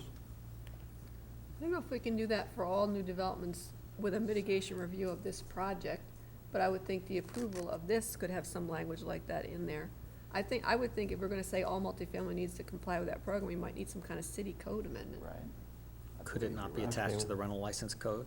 I mean, that's something we already do. But, I mean, something like that. Yeah, okay. Then I favor this. And I think it'll be good for Trey and the chief to consult, and he can Yeah, tell you all you're gonna about like, you're gonna like what, crime-free what's being done. multifamily housing. There's been a lot of work put into Good. this, a huge amount. Good. And it is pretty effective, from what I It's understand. very That's effective. good. Any signals of opposition here? Is anyone, Mr. Alshar is raising his eyebrows. He's not sure. Well, I just, yeah, I take that comment about, there should be some breathing room. If you look at the data, there are at least 18 elementary schools right now that are under capacity. It just so happens that the area in which you have chosen to build isn't one of those. It just so happens that there is a cost associated with expansion of that school if mitigation isn't going to occur. And what I said earlier, I'm not certain we're the right folks to make that decision, but we are certainly left with the bag at the end of the day that we're going to approve a waiver to APFO and subsequently then overcrowd schools. We don't have control over those mitigation redistricting or setting the amount collected to properly account for those issues. But we're going to be the ones at the end of the day holding the bag that says we're going to overcrowd schools. Well, I think I would question your characterization of they're overcrowded now. They're overcrowded based upon projections and assumptions with regard to background enrollment and approved projects that are not yet built out. When it comes to the actual enrollment at the facilities, they are actually all under state-rated capacity. In fact, Mogginsville Is under local. is under local. So you don't have an acute actual enrollment overcapacity situation, but when you get into then the fuzzy math associated with the background enrollment and the background projects that are included in certain assumptions, then yeah, you project forward. But I would question it because that the assumptions that are made with regard to the background enrollment are a little bit liberal and not very specific. There's no real great way to keep track of all of those things as demonstrated by the spreadsheet that we have in this case. So I get your point, I understand your point, I understand kind of the pressure that it puts you guys on because you're right on the front line, but I'm not sure it's an easy thing to say that there is an existing problem that you're exacerbating with this one project. Again, I think it contributes to that global question of how do we deal with this? And what do we have? How do we deal with this moving forward more effectively? Well, and Which I think begs the very point I made a couple of months ago is, why do we as a city adopt an APFO if all we're going to do with it is negate it as development happens? I'll volunteer one suggestion to that, is that every time one of these projects comes up and goes through the APFO, we have an opportunity to sit here and discuss how frustrated we all are with it. And hopefully one of these times it's going to gain some traction. And we're going to say, let's do something about it. Let's fix it. Let's tweak it. Let's change the mitigation program. Let's change the ordinance. Let's figure out a way to effectively deal with the problem that the ordinance was designed to deal with. We only do that when these projects come through for mitigation. So it may not be the intended purpose of the mitigation process or the APFO, but it is a positive byproduct in one man's opinion as I sit here. So let's take this as this will be the last one. Forget it. We're never doing this again. Let's do it better next time. I'm all for it. I think Trey's all for it. I know Kathy's for it. I know the folks at the county are all for it. So we're not opposed if you want to take this as an opportunity to say, let's change this thing. Well, and I'd offer forth that the development doesn't actually happen fast, it happens slow. I think I brought this project in 2005, 2006, it was started thinking about it. And you have no idea where the kids are gonna be 6, 7 years from now. So, we start plotting along, we have one path we can go down, we're going around that path.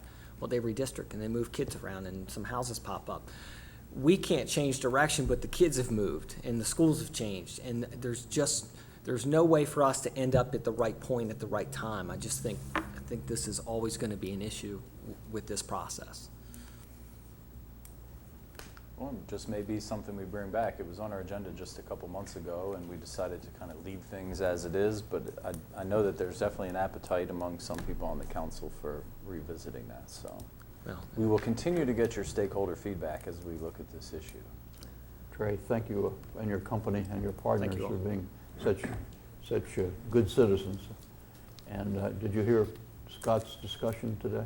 I did. I think that's pretty neat. Pretty exciting. Isn't it? Yeah, It's, we're making progress. it's good. Any other questions or comments before we let them leave the table? Okay, thank you so much. So we'll get this on for the end of the month as well. Is there a hearing for this as well? No hearing, or- just a vote. Okay, thanks. But I'll get you the answer to that question about what happens with the fee. Yeah, that'd be nice. Is there like a price per classroom that the school board has? You know, like to build one classroom The cost costs to construct, they do. $50,000 Yeah, or? it's very high price. Yeah. I can tell you off the top of my head, but it's high. It's like 40,000 a seat. Okay.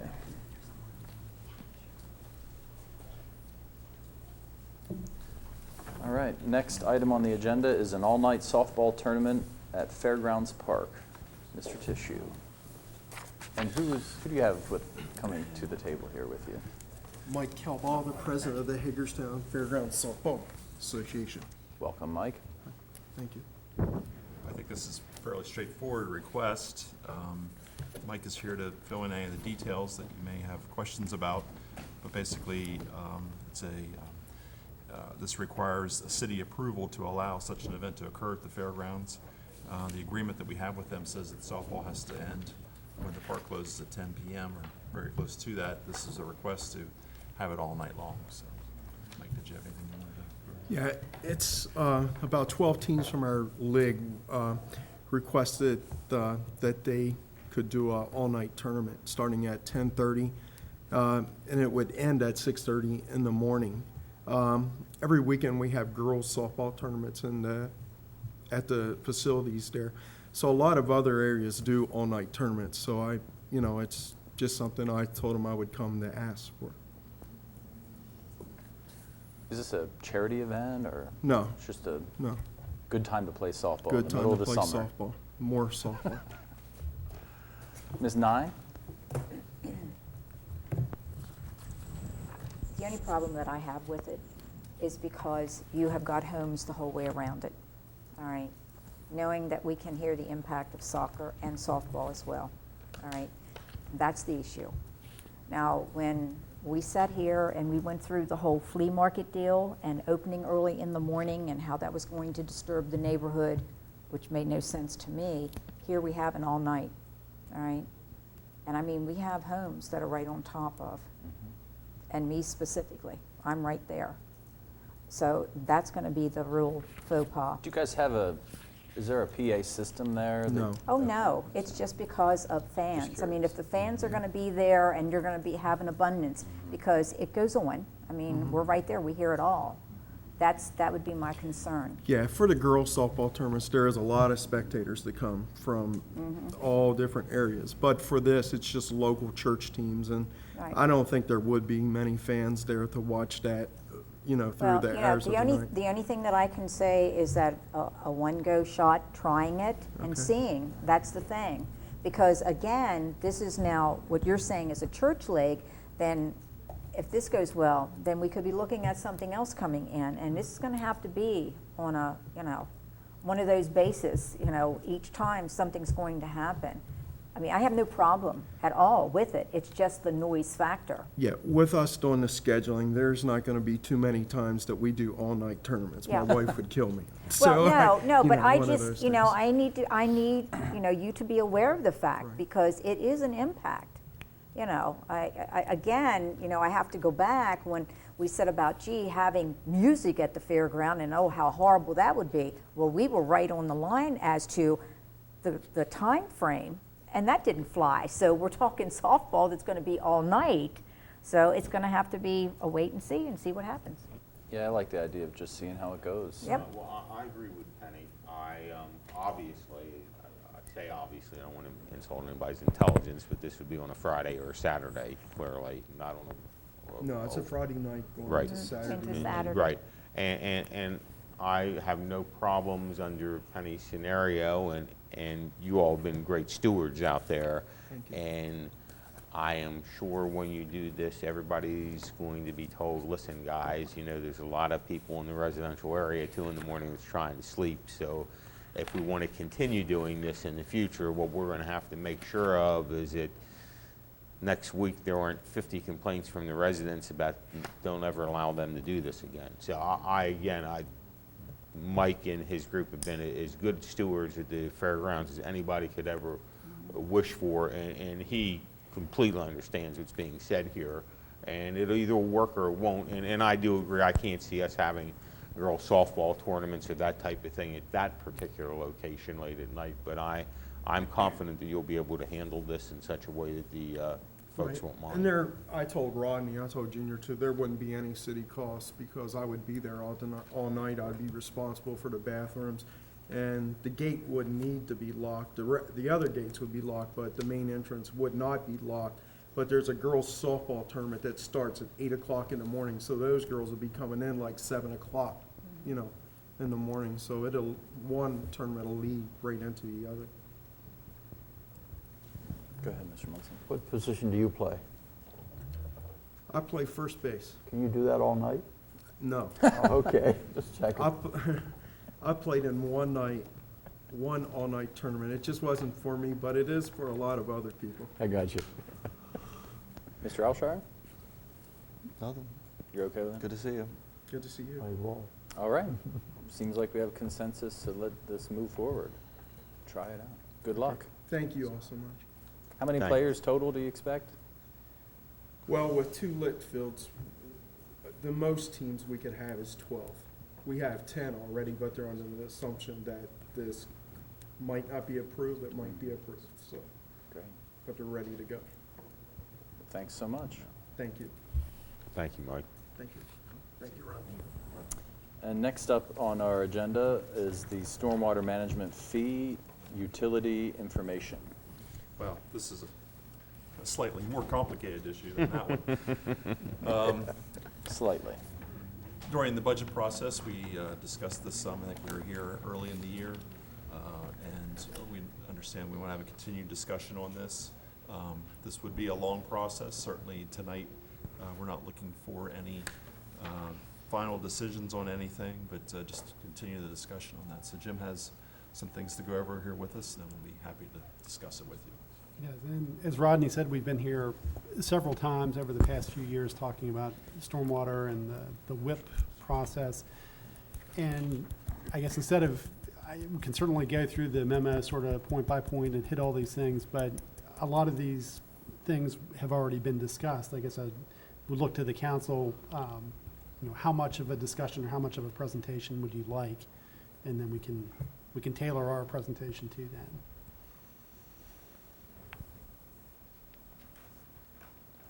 Any gut reactions to this particular item? I, in particular, think that it is a direction we need to move in to specifically address the issues with stormwater management and improving the quality of the stormwater that leaves our city.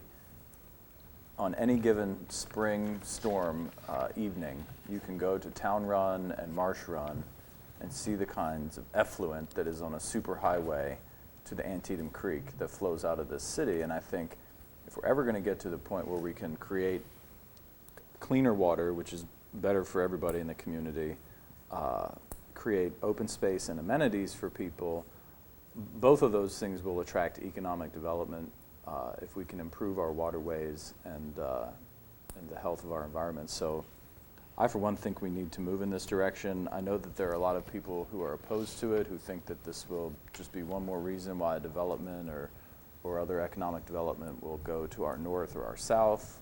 But I strongly believe that this is the right thing to do, and I think if it's done right, I think it will not create such a burden that it would deter future growth and economic development. So I'm curious to hear what my colleagues think. Well, I guess for me, looking a bit across the state, this is a rather new mandate for certain portions of the state from the state government. And that mandate, if you will, has not been received overly favorably by the local communities. You got Carroll County saying we're not going to do it. You got Frederick County saying we're going to charge everybody a penny, facing these same figures of millions of dollars. And so I guess the question at the end of the day is, clearly there are other states that share in this responsibility that are not taking the same level of action in that responsibility, whether it's Pennsylvania or New York, Delaware, Virginia, West Virginia. It just isn't happening. And I don't think anybody can guess at the end of the day to what degree the EPA is ever going to make it happen for those states. And I think that for me that begs that question, if one community to the north or south, if it doesn't institute a recycling program, does that mean you don't? Or do you look at it and see if there is a way to do so, and if there's some benefit to doing it? I got to tell you, I'm not favorable, and I said this when we discussed our budget, to this blanket approach across all residential units, within the city, because I think we're trying to do that to meet a goal that's simply not attainable. $210 million over a 15-year period is simply not attainable. So for me, I look at this fee and say, okay, where are the areas where we can get some big bang for the bucks? Where we know huge levels of impervious surface have been created in this urban area over the decades. And are there project-specific areas we can make this happen and see a tangible benefit? Like it or not, and I don't know how much we can talk about it here, but we've talked about MELP, and there are clearly some stormwater management issues associated with the demolition of that structure. But if you could apply some portion of fee within that area, or some fee to that tangible public good, I think it goes much further than just putting this blanket fee across to everybody. And clearly those larger urban, older commercial centers are the areas where we simply didn't build stormwater management to the degree that of today's standard wouldn't comply. I think of over near my house, near Burhans Boulevard, where you've got that sort of stormwater management pond over in the woods that nobody really likes to talk about or think about or look at, is much different than some that you see in these newer developments. And so I just can't agree to this blanket approach when you clearly have different degrees of stormwater management being applied over time. I also think that you look at cities like Frederick and Rockville and others that fall within these parameters, and like it or not, you look at how FRO came about and other things like that, we're going to fall under these parameters at some point. So I guess the question is, do we want to jump into it? I believe the way Frederick City did before they were mandated to even have one, or whether you want to wait for the state gauntlet to come down and say, you've got to do this anyway. And let's face it, we're an urban community. We're one of the 10 largest municipalities in the state. It's going to happen at some point. So I don't think it's a matter of if we should do it. I think it's more a matter of how we do it. What it applies to and what goal we're trying to reach. If you guys are coming in here saying we're trying to reach a goal collecting $200 million over 15 years, and it's going to address stormwater management as a general concept, no way. I don't think that's palatable to the public. I think if you're coming in and saying, hey, we got some big impervious areas in this city, they're draining into some pretty, or they create some pretty bad situations, and we'd like to address it, and this is the mechanism in which we address it. Right, I think specific project solutions, whether they're, in fact, in my travels over the last week, I've seen where curbs have been cut up in sort of these things that slow down the water as they go down the hill. They kind of catch water. They have plantings that filter out pollutants and whatnot, and they seem to be catching on in a lot of places. And I agree. Kristen has identified the moral imperative, which is, well, if our neighbors aren't doing it, why should we do it? Well, I think that's where leadership comes in. And when we, I look at it simply as clean water is good for economic development. Nobody wants to live in a polluted environment where there's dirty water, whether it's coming out of your faucet or running, in the stream in your backyard. So I give you a couple of examples. Everybody got a copy of that Phase 2 environmental assessment report for the Herald Mail property over here. And you look at it and they find water on 4 places on that site, 4 locations, one at 7 feet, 12 feet, 18, and 24 feet deep is in that report. And the one water sampling alone on that property of the 24 samplings done, I think it was on the neighboring property, just near the Herald Mail entrance. The MDE standard for groundwater for parts per million is 47 for diesel components.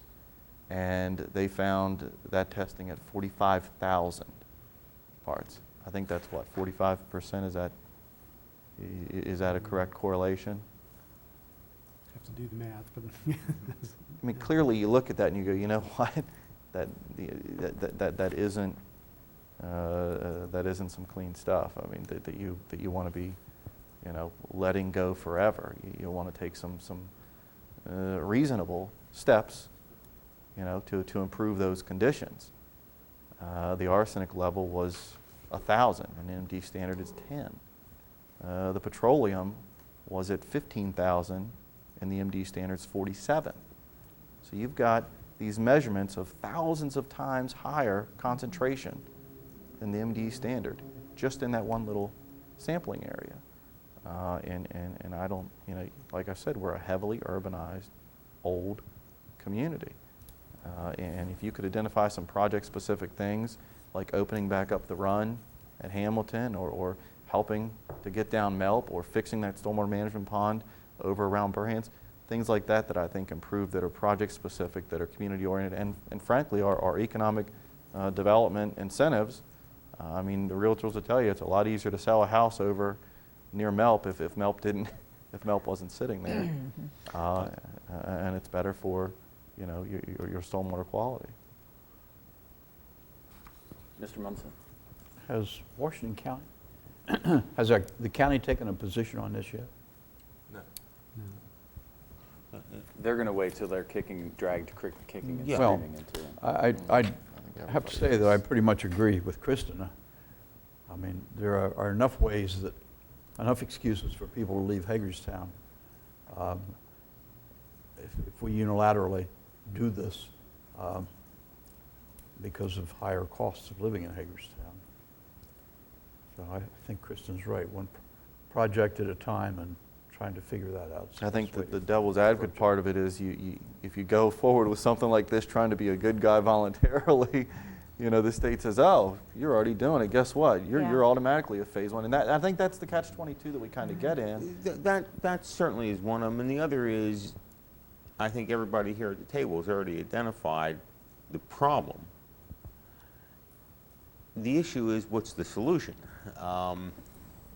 One is throwing money at it, a solution. I know, I don't know if anybody else remembers back in the days when the state wanted us to put in a big quote, sand filter there over at the park. We're going to filter all the, dig a big hole and put in these filters, and the water was going to filter through there, and then we were going to come in and dig it all out. We never did that. But the question is, how do you solve those problems? How do you solve the problem that you're identifying over there? I'm not sure how you do it, but we all can agree that you're going to have to spend money, one way or the other eventually. And while it's frustrating to be a resident of Maryland and watch Susquehanna just flow into the Chesapeake, and while they do nothing about it, it becomes a little bit more difficult to say the city of Hagerstown should do something when the county of Washington isn't going to do anything. I mean, that's just really.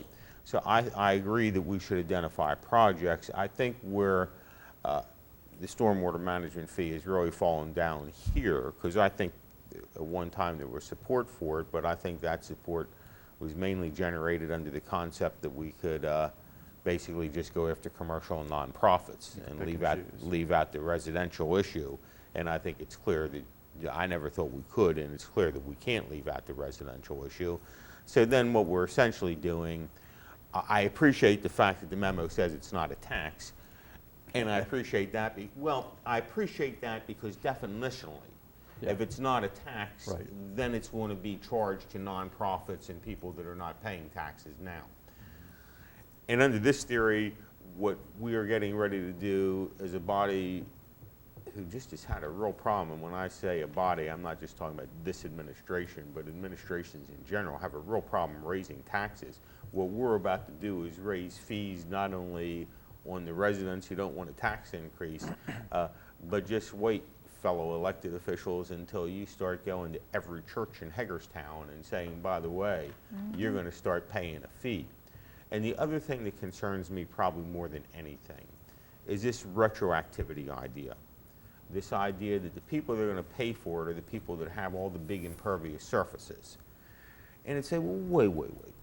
You know, I can buy that for future development. You know, I go down to Ocean City now and I see when they're building new places, they don't put down the concrete. What is it that they're putting down with the holes in it filled with sand? Porous pavers. Okay, so it's not impervious, but you know, you bring people in like the shopping centers and the malls and you say, build, please, and then they build to your specs, and then you come back and say, do you know how much impervious land you have there that we're gonna have to tax you for now? Good point. And I have real problems with that. I would much prefer to see if what we're doing here is trying to clean up things, and I couldn't support that more. Kristen has it nailed. Let's find out how to do it. And the way we're going to have to do it right now is one project at a time. I think you're absolutely right. And that, you know, our city administrator is always looking to us for goals. What do you want city staff to be doing? And I think that's a goal, is to clean our waterways. You brought that. Ashley was a firm believer in that, and I think that should be a goal, and I think we've been working towards it, and I think MELP is the first #1 project. I know when I was in high school, one of my independent study projects in 1970 was thermal pollution at the municipal electric light plant, and now we have the ability to finally not worry about pollution there. So, But it sounds to me your main concern is that any kind of fee that we implement would be applied fairly across the board, is what I hear you saying. Yes. And I think when I talked to the mayor of Salisbury at the MML convention, I think he said the overall charge to a typical resident homeowner was maybe $20 or $25 a year. Or something like that, so it was not a huge... But they weren't trying to fix $200 million worth of no. issues either. They were saying, here's our top 10 bad places. When you say that, and we ask staff, what is a 1 cent increase in the tax rate? What's that cost the average homeowner? And it's probably about the same amount, right. $2 a month. Everybody's, oh my God, you Well, can't there do is that. an argument that says that you should just increase the property taxes instead of creating a separate fee. So certainly it's my there's a argument. couple of ways to skin a cat, I guess. But the idea is that this is something that's necessary not only for cleaning our environment, for creating public amenities, improving public space, and then also creating economic development. I think it's something that's worthwhile. And again, everything has a cost. And so is it the right thing to do? I think it's the right direction to move in. I think we definitely need to give the staff the go-ahead to bring back different ways to implement the fee. I don't think you have a council that has any desire to talk about implementing this fee anytime in the future. I know I would not be supportive of it, and what I'm hearing from my fellow council members is none of us are supportive of it. We're supportive of projects. We're supportive of projects like MELP and other things, and finding out how much it costs in financing them, but not through a stormwater management fee. At least I wouldn't be agreeable to it. But let me just say it this way. There's a lot of things that I love to see the city of Hagerstown on the cutting edge of. Stormwater management fees are not one of them. I would be very happy to see all our other communities around here implement them and see how they work and say, geez, let's learn from them. But would you like us to be on the forefront of stormwater management? I would like us to be, I have no problems with that, is if we have staff to tell us what to do. I mean, I know we can identify one project right now that's over $1 million. And I don't know how many more projects in a year or administration one can do, yeah, I'm very much in favor of that, but the problem is there seems to be a lack of knowledge of how you deal with stormwater management. And just spending money without knowing what we're spending it for, So then the direction we want to give them is find projects that we can then figure out how much it's going to cost and then how to pay for it. I'm all for But that. I think we do things like, here's the condition of inlet, 57D and things like that, but we don't, at least I'm not aware of a document that we have that would say, you know what, over the next 10 years, if we could fix these major stormwater management issues, here are the top 10 that we would tick off down the road that aren't just inlets and culverts and runarounds. These are big. We actually did just complete a study, Jim, and our consultant working on that, and we're just about ready to give you the final document. Well, great. on that. So we have a whole list of projects You're like ahead that. you're ahead of our thinking. How we pay for it then is going to be the Right, other matter. but I think you're absolutely right, Mayor. The projects is what we need to do, and then we determine how we pay for them. Right. Because You I'm can always much more raise interested property in- taxes too. But I'm like sure you said. I'm sure that list isn't a $210 million. No, Well, no. even know what I if it- mean? Even if it was, we pick and choose out of the It's list. hopefully very practical Yeah. projects that are more Exactly. bite-sized, if you will, Right. that we can work on over time. And But they're it will get us- retrofit projects that address existing situations, not really concentrating on new construction and dealing, that's Right. a whole separate issue. This would be dealing with issues. Well, that are already $210 million is a lot of money, but Yeah. the only way you eat an elephant is one bite at a time. Yep. So we could focus on the projects that are of highest need, highest priority, and we can go through that process. But do you guys have enough of a clear direction then of what We'll the bring- council we'll get desires? That report finalized, we'll bring it in, we'll discuss it a look little bit forward to further, that. and We'll just see how it plays out. I do know the Antietam Creek Watershed Alliance has been doing some data collection about pollution levels at various points. That would be interesting data. I don't know if you have access to that or could include that in a report I think of some kind. But we can get access to it, and there's also been a lot of work on the Antietam with its TMDL, Right. its, total maximum daily load. The state has collected a lot of information on sediment and pollutants, so we can. It'd be we can nice try to have gather that data to see what the actual well. problem is Sure. with the waterways. Can I ask a question?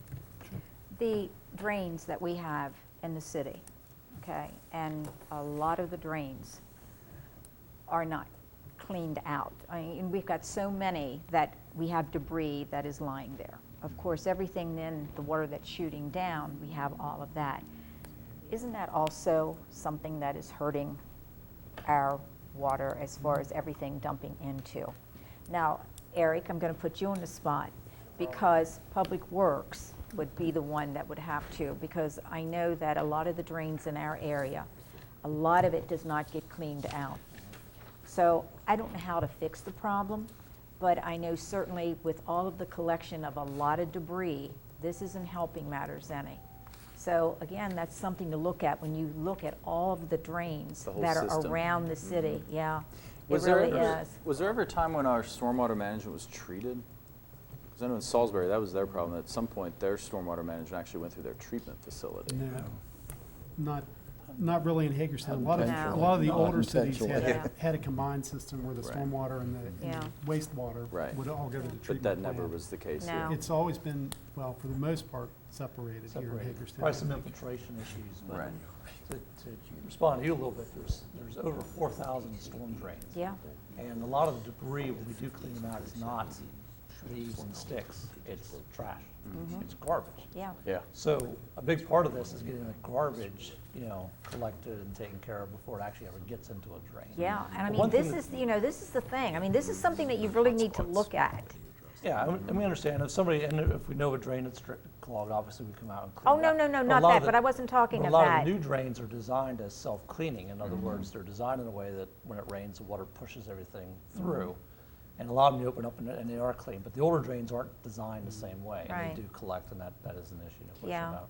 and that's something that we really need to look at. I mean, Well, the overall, when you're looking at all of that. I would say And one one of more the- comment on that would be, sorry, Jim, something we do in Hagerstown, a lot of towns and cities don't do is, see, we run 2 street sweepers Yeah. every day, Monday Yeah. through Friday. And you'd be shocked how much debris grit and stuff you don't really see Yeah. as you drive around. I'm not talking about trash, I'm talking about grit and debris Oh, that goes look, in the exactly. I know, Right, and because, that gets may be collected. another answer, You is know? something that's very, I mean, very that's the thing, obvious yeah. is another street sweeper Yeah. or That may increasing. be. So we're looking, please Yeah. give us the info. yeah, I can identify the cost of mats is about $175,000 for one. So. yeah.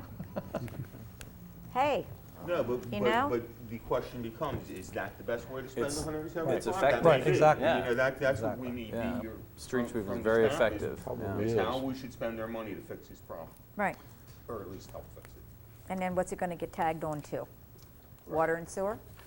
Got to pay for it. Fee? Nothing's free. Got, Anything else? Do you guys have what you need from Yeah, us then? that's helpful. We look Thank forward you. to the next iteration of this conversation. see? The next item on the agenda is the council chamber video system. Ms. Erin Wolf. I think we should do it. Yeah, I do too. Good evening. Yeah, it's definitely something that needs to be done. I just wanted to get some input from you all preliminarily about basically anything that you would like to see changed with our current video system. And going through the process of replacing our current system, we'll be working with a consultant to determine what extra capabilities we can incorporate. With technology rapidly changing, we want to invest in something that's going to have a long life for us, but it's also something that we want to be able to incorporate new technologies into. So, for example, I know something that's been brought to us before has been the option of streaming council meetings live online. There's also the option to stream them on tablets and smart devices. Some other ideas that we could incorporate are some live remote capabilities. If you would want to do a live broadcast from someplace other than council chambers. There's also a possibility of even having a mobile studio, or if you would want to go to maybe a park rededication that you would want to broadcast that live. Something that we could pack up and take easily and bring that to our citizens in a real-time kind of thing. I recommend that staff look at all these fantastic alternatives that I can guarantee you, just tonight I've heard ideas that because I'm not so technologically good and I don't do what Erin does for a living, she's coming up with things I probably would have never even thought of. So But you do have an iPad.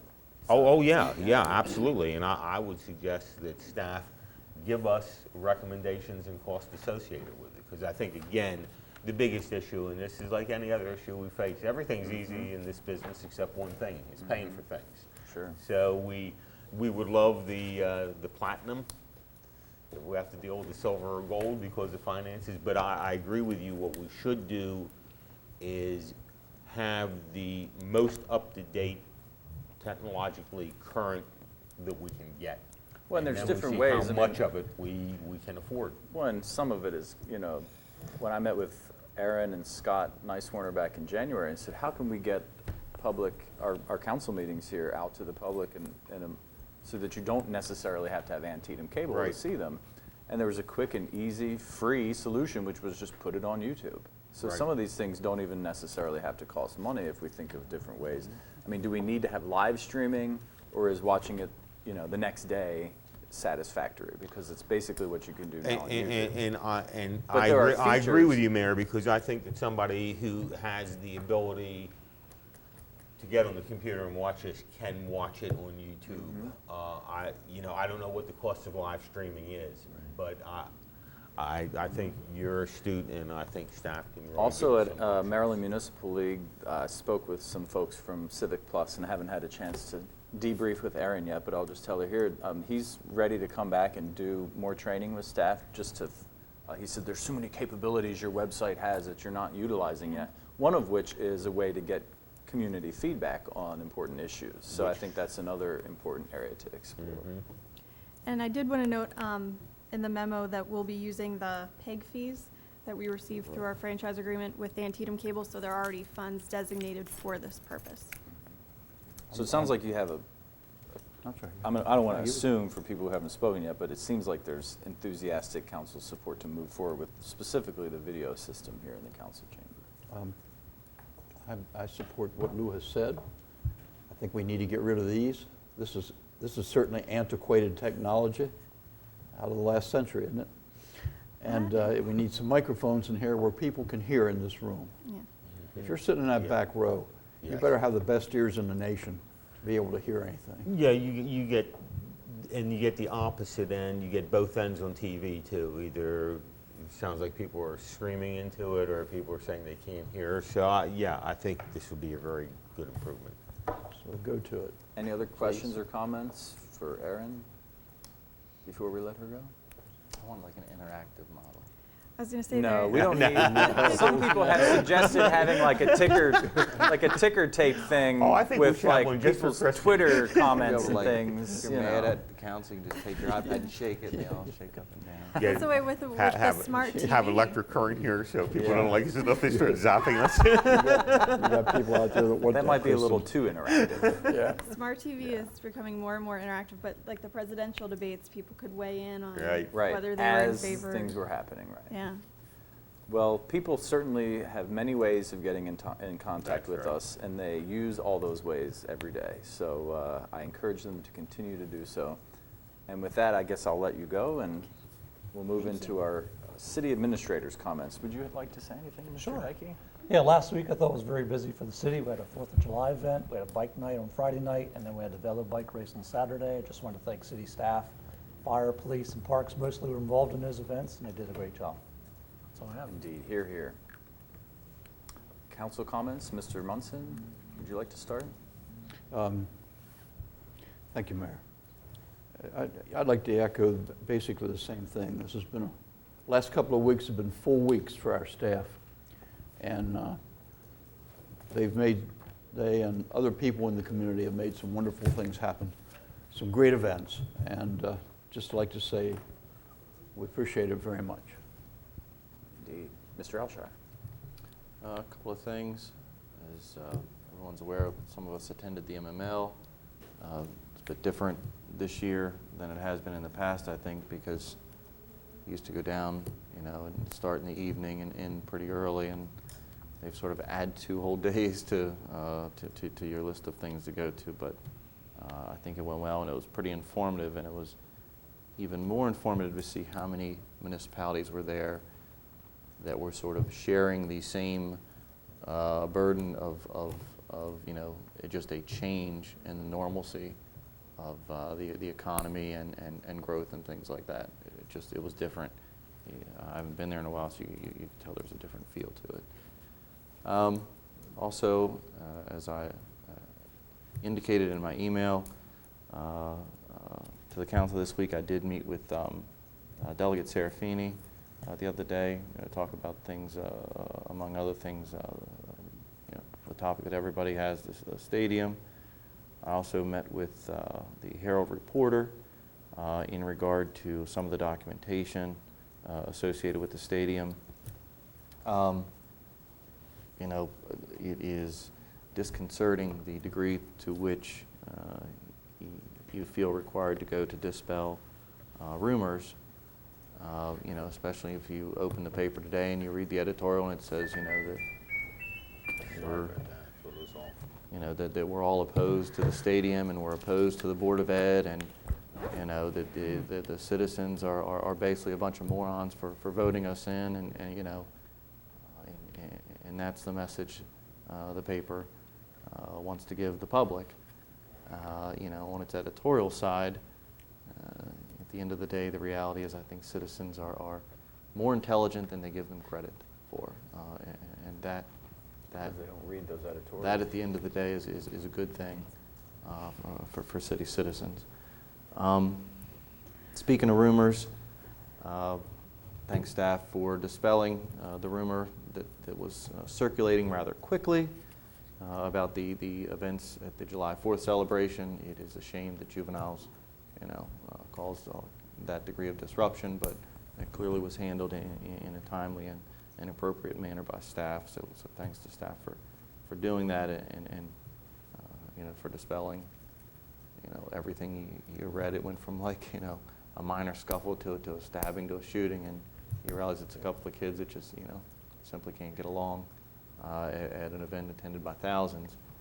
And then the other rumor that continues to surface, and I share this with the council, is, and I saw it just as recently as yesterday on a blog site by one of our prominent downtown business owners, that by the end of this week, we would have decided that the downtown location is the site that's going to be the site for the stadium, and that's the direction we're going. And I got to tell you, I don't know where they get that information, because we haven't had a single conversation in the last month about it, at least publicly as a body. So I assume, that they must know something that I don't. I think we need to have that conversation. I did reach out a little bit. I found it interesting that this evening, Fredericksburg is, on its own course, having its own hearing, and the ownership's there, making its representation. At the end of the day, I don't think that that's good for, the efforts that we have here. I still believe, I support, a reasonable approach to it. I think Site B is the most logical location for which to provide at least that support from me. And I think it offers some opportunity to do so. So hopefully we'll have that discussion here sooner rather than later, and and dispel the rumors that are out there. Just to let you know, I'm trying to get that on the agenda prior to the end of this month, so hopefully we will have that, and we'll hopefully have a draft lease to bring, at least for everyone's consideration. Start chewing that. And to that note, I think it's important, and I'm glad staff keeps sending us all these articles, because you can see, and Lou, sitting here in the last year and a half, probably sees better than us three, sort of how the silver lining sort of wears off the initial proposal once you got to start crunching the numbers, and I think they're seeing that in Fredericksburg, and I think you'd see that in any community. Who's trying to do their due diligence. Yeah, and at the end of the day, it falls where it does. And just like those folks have to consider it, $2.5 million expense to take on every year for the next 30 years. We at this table, we don't get the luxury of saying just do it. We have a $3 million budget deficit that we're facing next year out of the gate. So, and a lot of parties to appease in finding a way to budget that and manage it. So. Thank you. Mr. Metzner.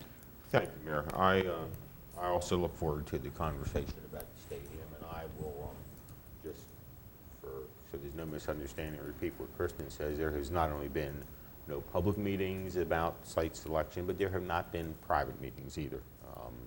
We will have that discussion. I know that some of us, we all don't have the seas eye to eye on this thing, but we will have those discussions. I would also like to compliment staff. I mean, starting at the end of May, staff has, from every aspect in City Hall, between the budget, the Blues Fest, and then what we all saw this weekend of July 4th, the bike race, and then there was also a bike race also on Saturday in the North End. But addressing one thing Kristen said that does concern me is, unfortunately, social media is a very good thing. It works in a very positive manner when it works. There are those in this community, though, who clearly enjoy not only spreading rumors in social media, but then attacking City Hall for their own purposes. And I think that was apparent to anybody who was in social media this weekend, with saying that there was multiple people shot, and that City Hall was covering it up, and the police were covering it up, and actually making factual representations that he knows nurses at the ER and people in the ambulance, and knows that it happened. I would only recommend to my fellow citizens, people like that, you need to do what I did with them, and that's just defriend them and stop listening to it. Unfriend. Unfriend them. Whatever you do to them is stop having to read it. Or as the kids say, Mr. Metzner, ignore the haters. Yeah, That's all they are. They're that's just a haters. pretty good way to say it. That's a pretty You good know? way to say it. And this particular Always individual hating on has been Hagerstown. operating this way for years. It's unbelievable that a businessman in Hagerstown would decide that all he wants to do on social media is say this place is the worst place on earth. And I would suggest to him that maybe if he feels that way, to move. And I would be more than happy to go and help him pack. But I thought the staff did a great job. We had a great fireworks, a great weekend, and I really commend everybody. The rededication over at the Long Meadows Park was fantastic, and then we had the Korean War veterans thing. And unfortunately, a lot of us are either on vacation or at MML and haven't been able to attend everything, and that's unfortunate, but that's how the summer goes. And I just want to give kudos to staff. And I guess before you know it, we're going to be looking at August-Oktoberfest, right? That's the next big one, I guess, that's coming up. Indeed. Ms. Nye? I would just like to have an update on negotiations. Do we have anything? The Negotiations. union, yeah, the union contracts. I got, the latest update I think was emailed out to everybody. I've been out for a week, so I haven't really checked my Yeah, email to well, see if I have any I more know. I updates didn't at know this if there point. has been any meetings that has taken place yet. I do not know. I'll Okay. have to get Well, the more reason that information. I bring that up Mhm. is because, of course, front page, and I don't get the newspaper, when the carrier just about broke my windows out, that was it, no more newspapers. But on the front page today, I believe it was, about the stadium being broken into at least 4 times. Well, since that, there's been another time. But again, coming back to the contracts and the police department, which is critical at this time. It is, whether or not anybody wants to believe it, it is. Oh, no, I believe it. And I think, too, that by having our police officers in cruisers takes the edge off of a lot. And knowing that the stadium is their setting, we have all these other areas, and anywhere from maybe 6, if we're lucky, to 8 cruisers that may be out and around. And with all that we have annexed in, the possibility of them getting by the stadium repeatedly and repeatedly is not. And knowing that there are police officers that are either retiring because of money, or those who are just leaving and saying, you know what, they're not going to do anything. And it was interesting because when I did get back from Cincinnati, I caught just a bleep on the TV where Berkeley County deputies were leaving right and left. And of course, you know, the chief is very upset about it, and he's saying, you know, these guys really do need an increase. Well, lo and behold, yeah, they got an increase. It was $9,000. Now, you have to remember that we're talking the county and probably not the income of what our officers are making, but in no way are our officers up to where they should be, as well as looking at the overall picture of these contracts. And it is very, very important that we soon get something agreed upon, or we're going to be in a real dilemma, But also, on a not so good note, I don't know how anybody else is coping with trash, but how many people keep their trash inside before they have trash pickup? Because I certainly do, because it has been so bad. And not that summer isn't bad, but there is no way that you can keep flies away. And it has been horrendous, really horrendous.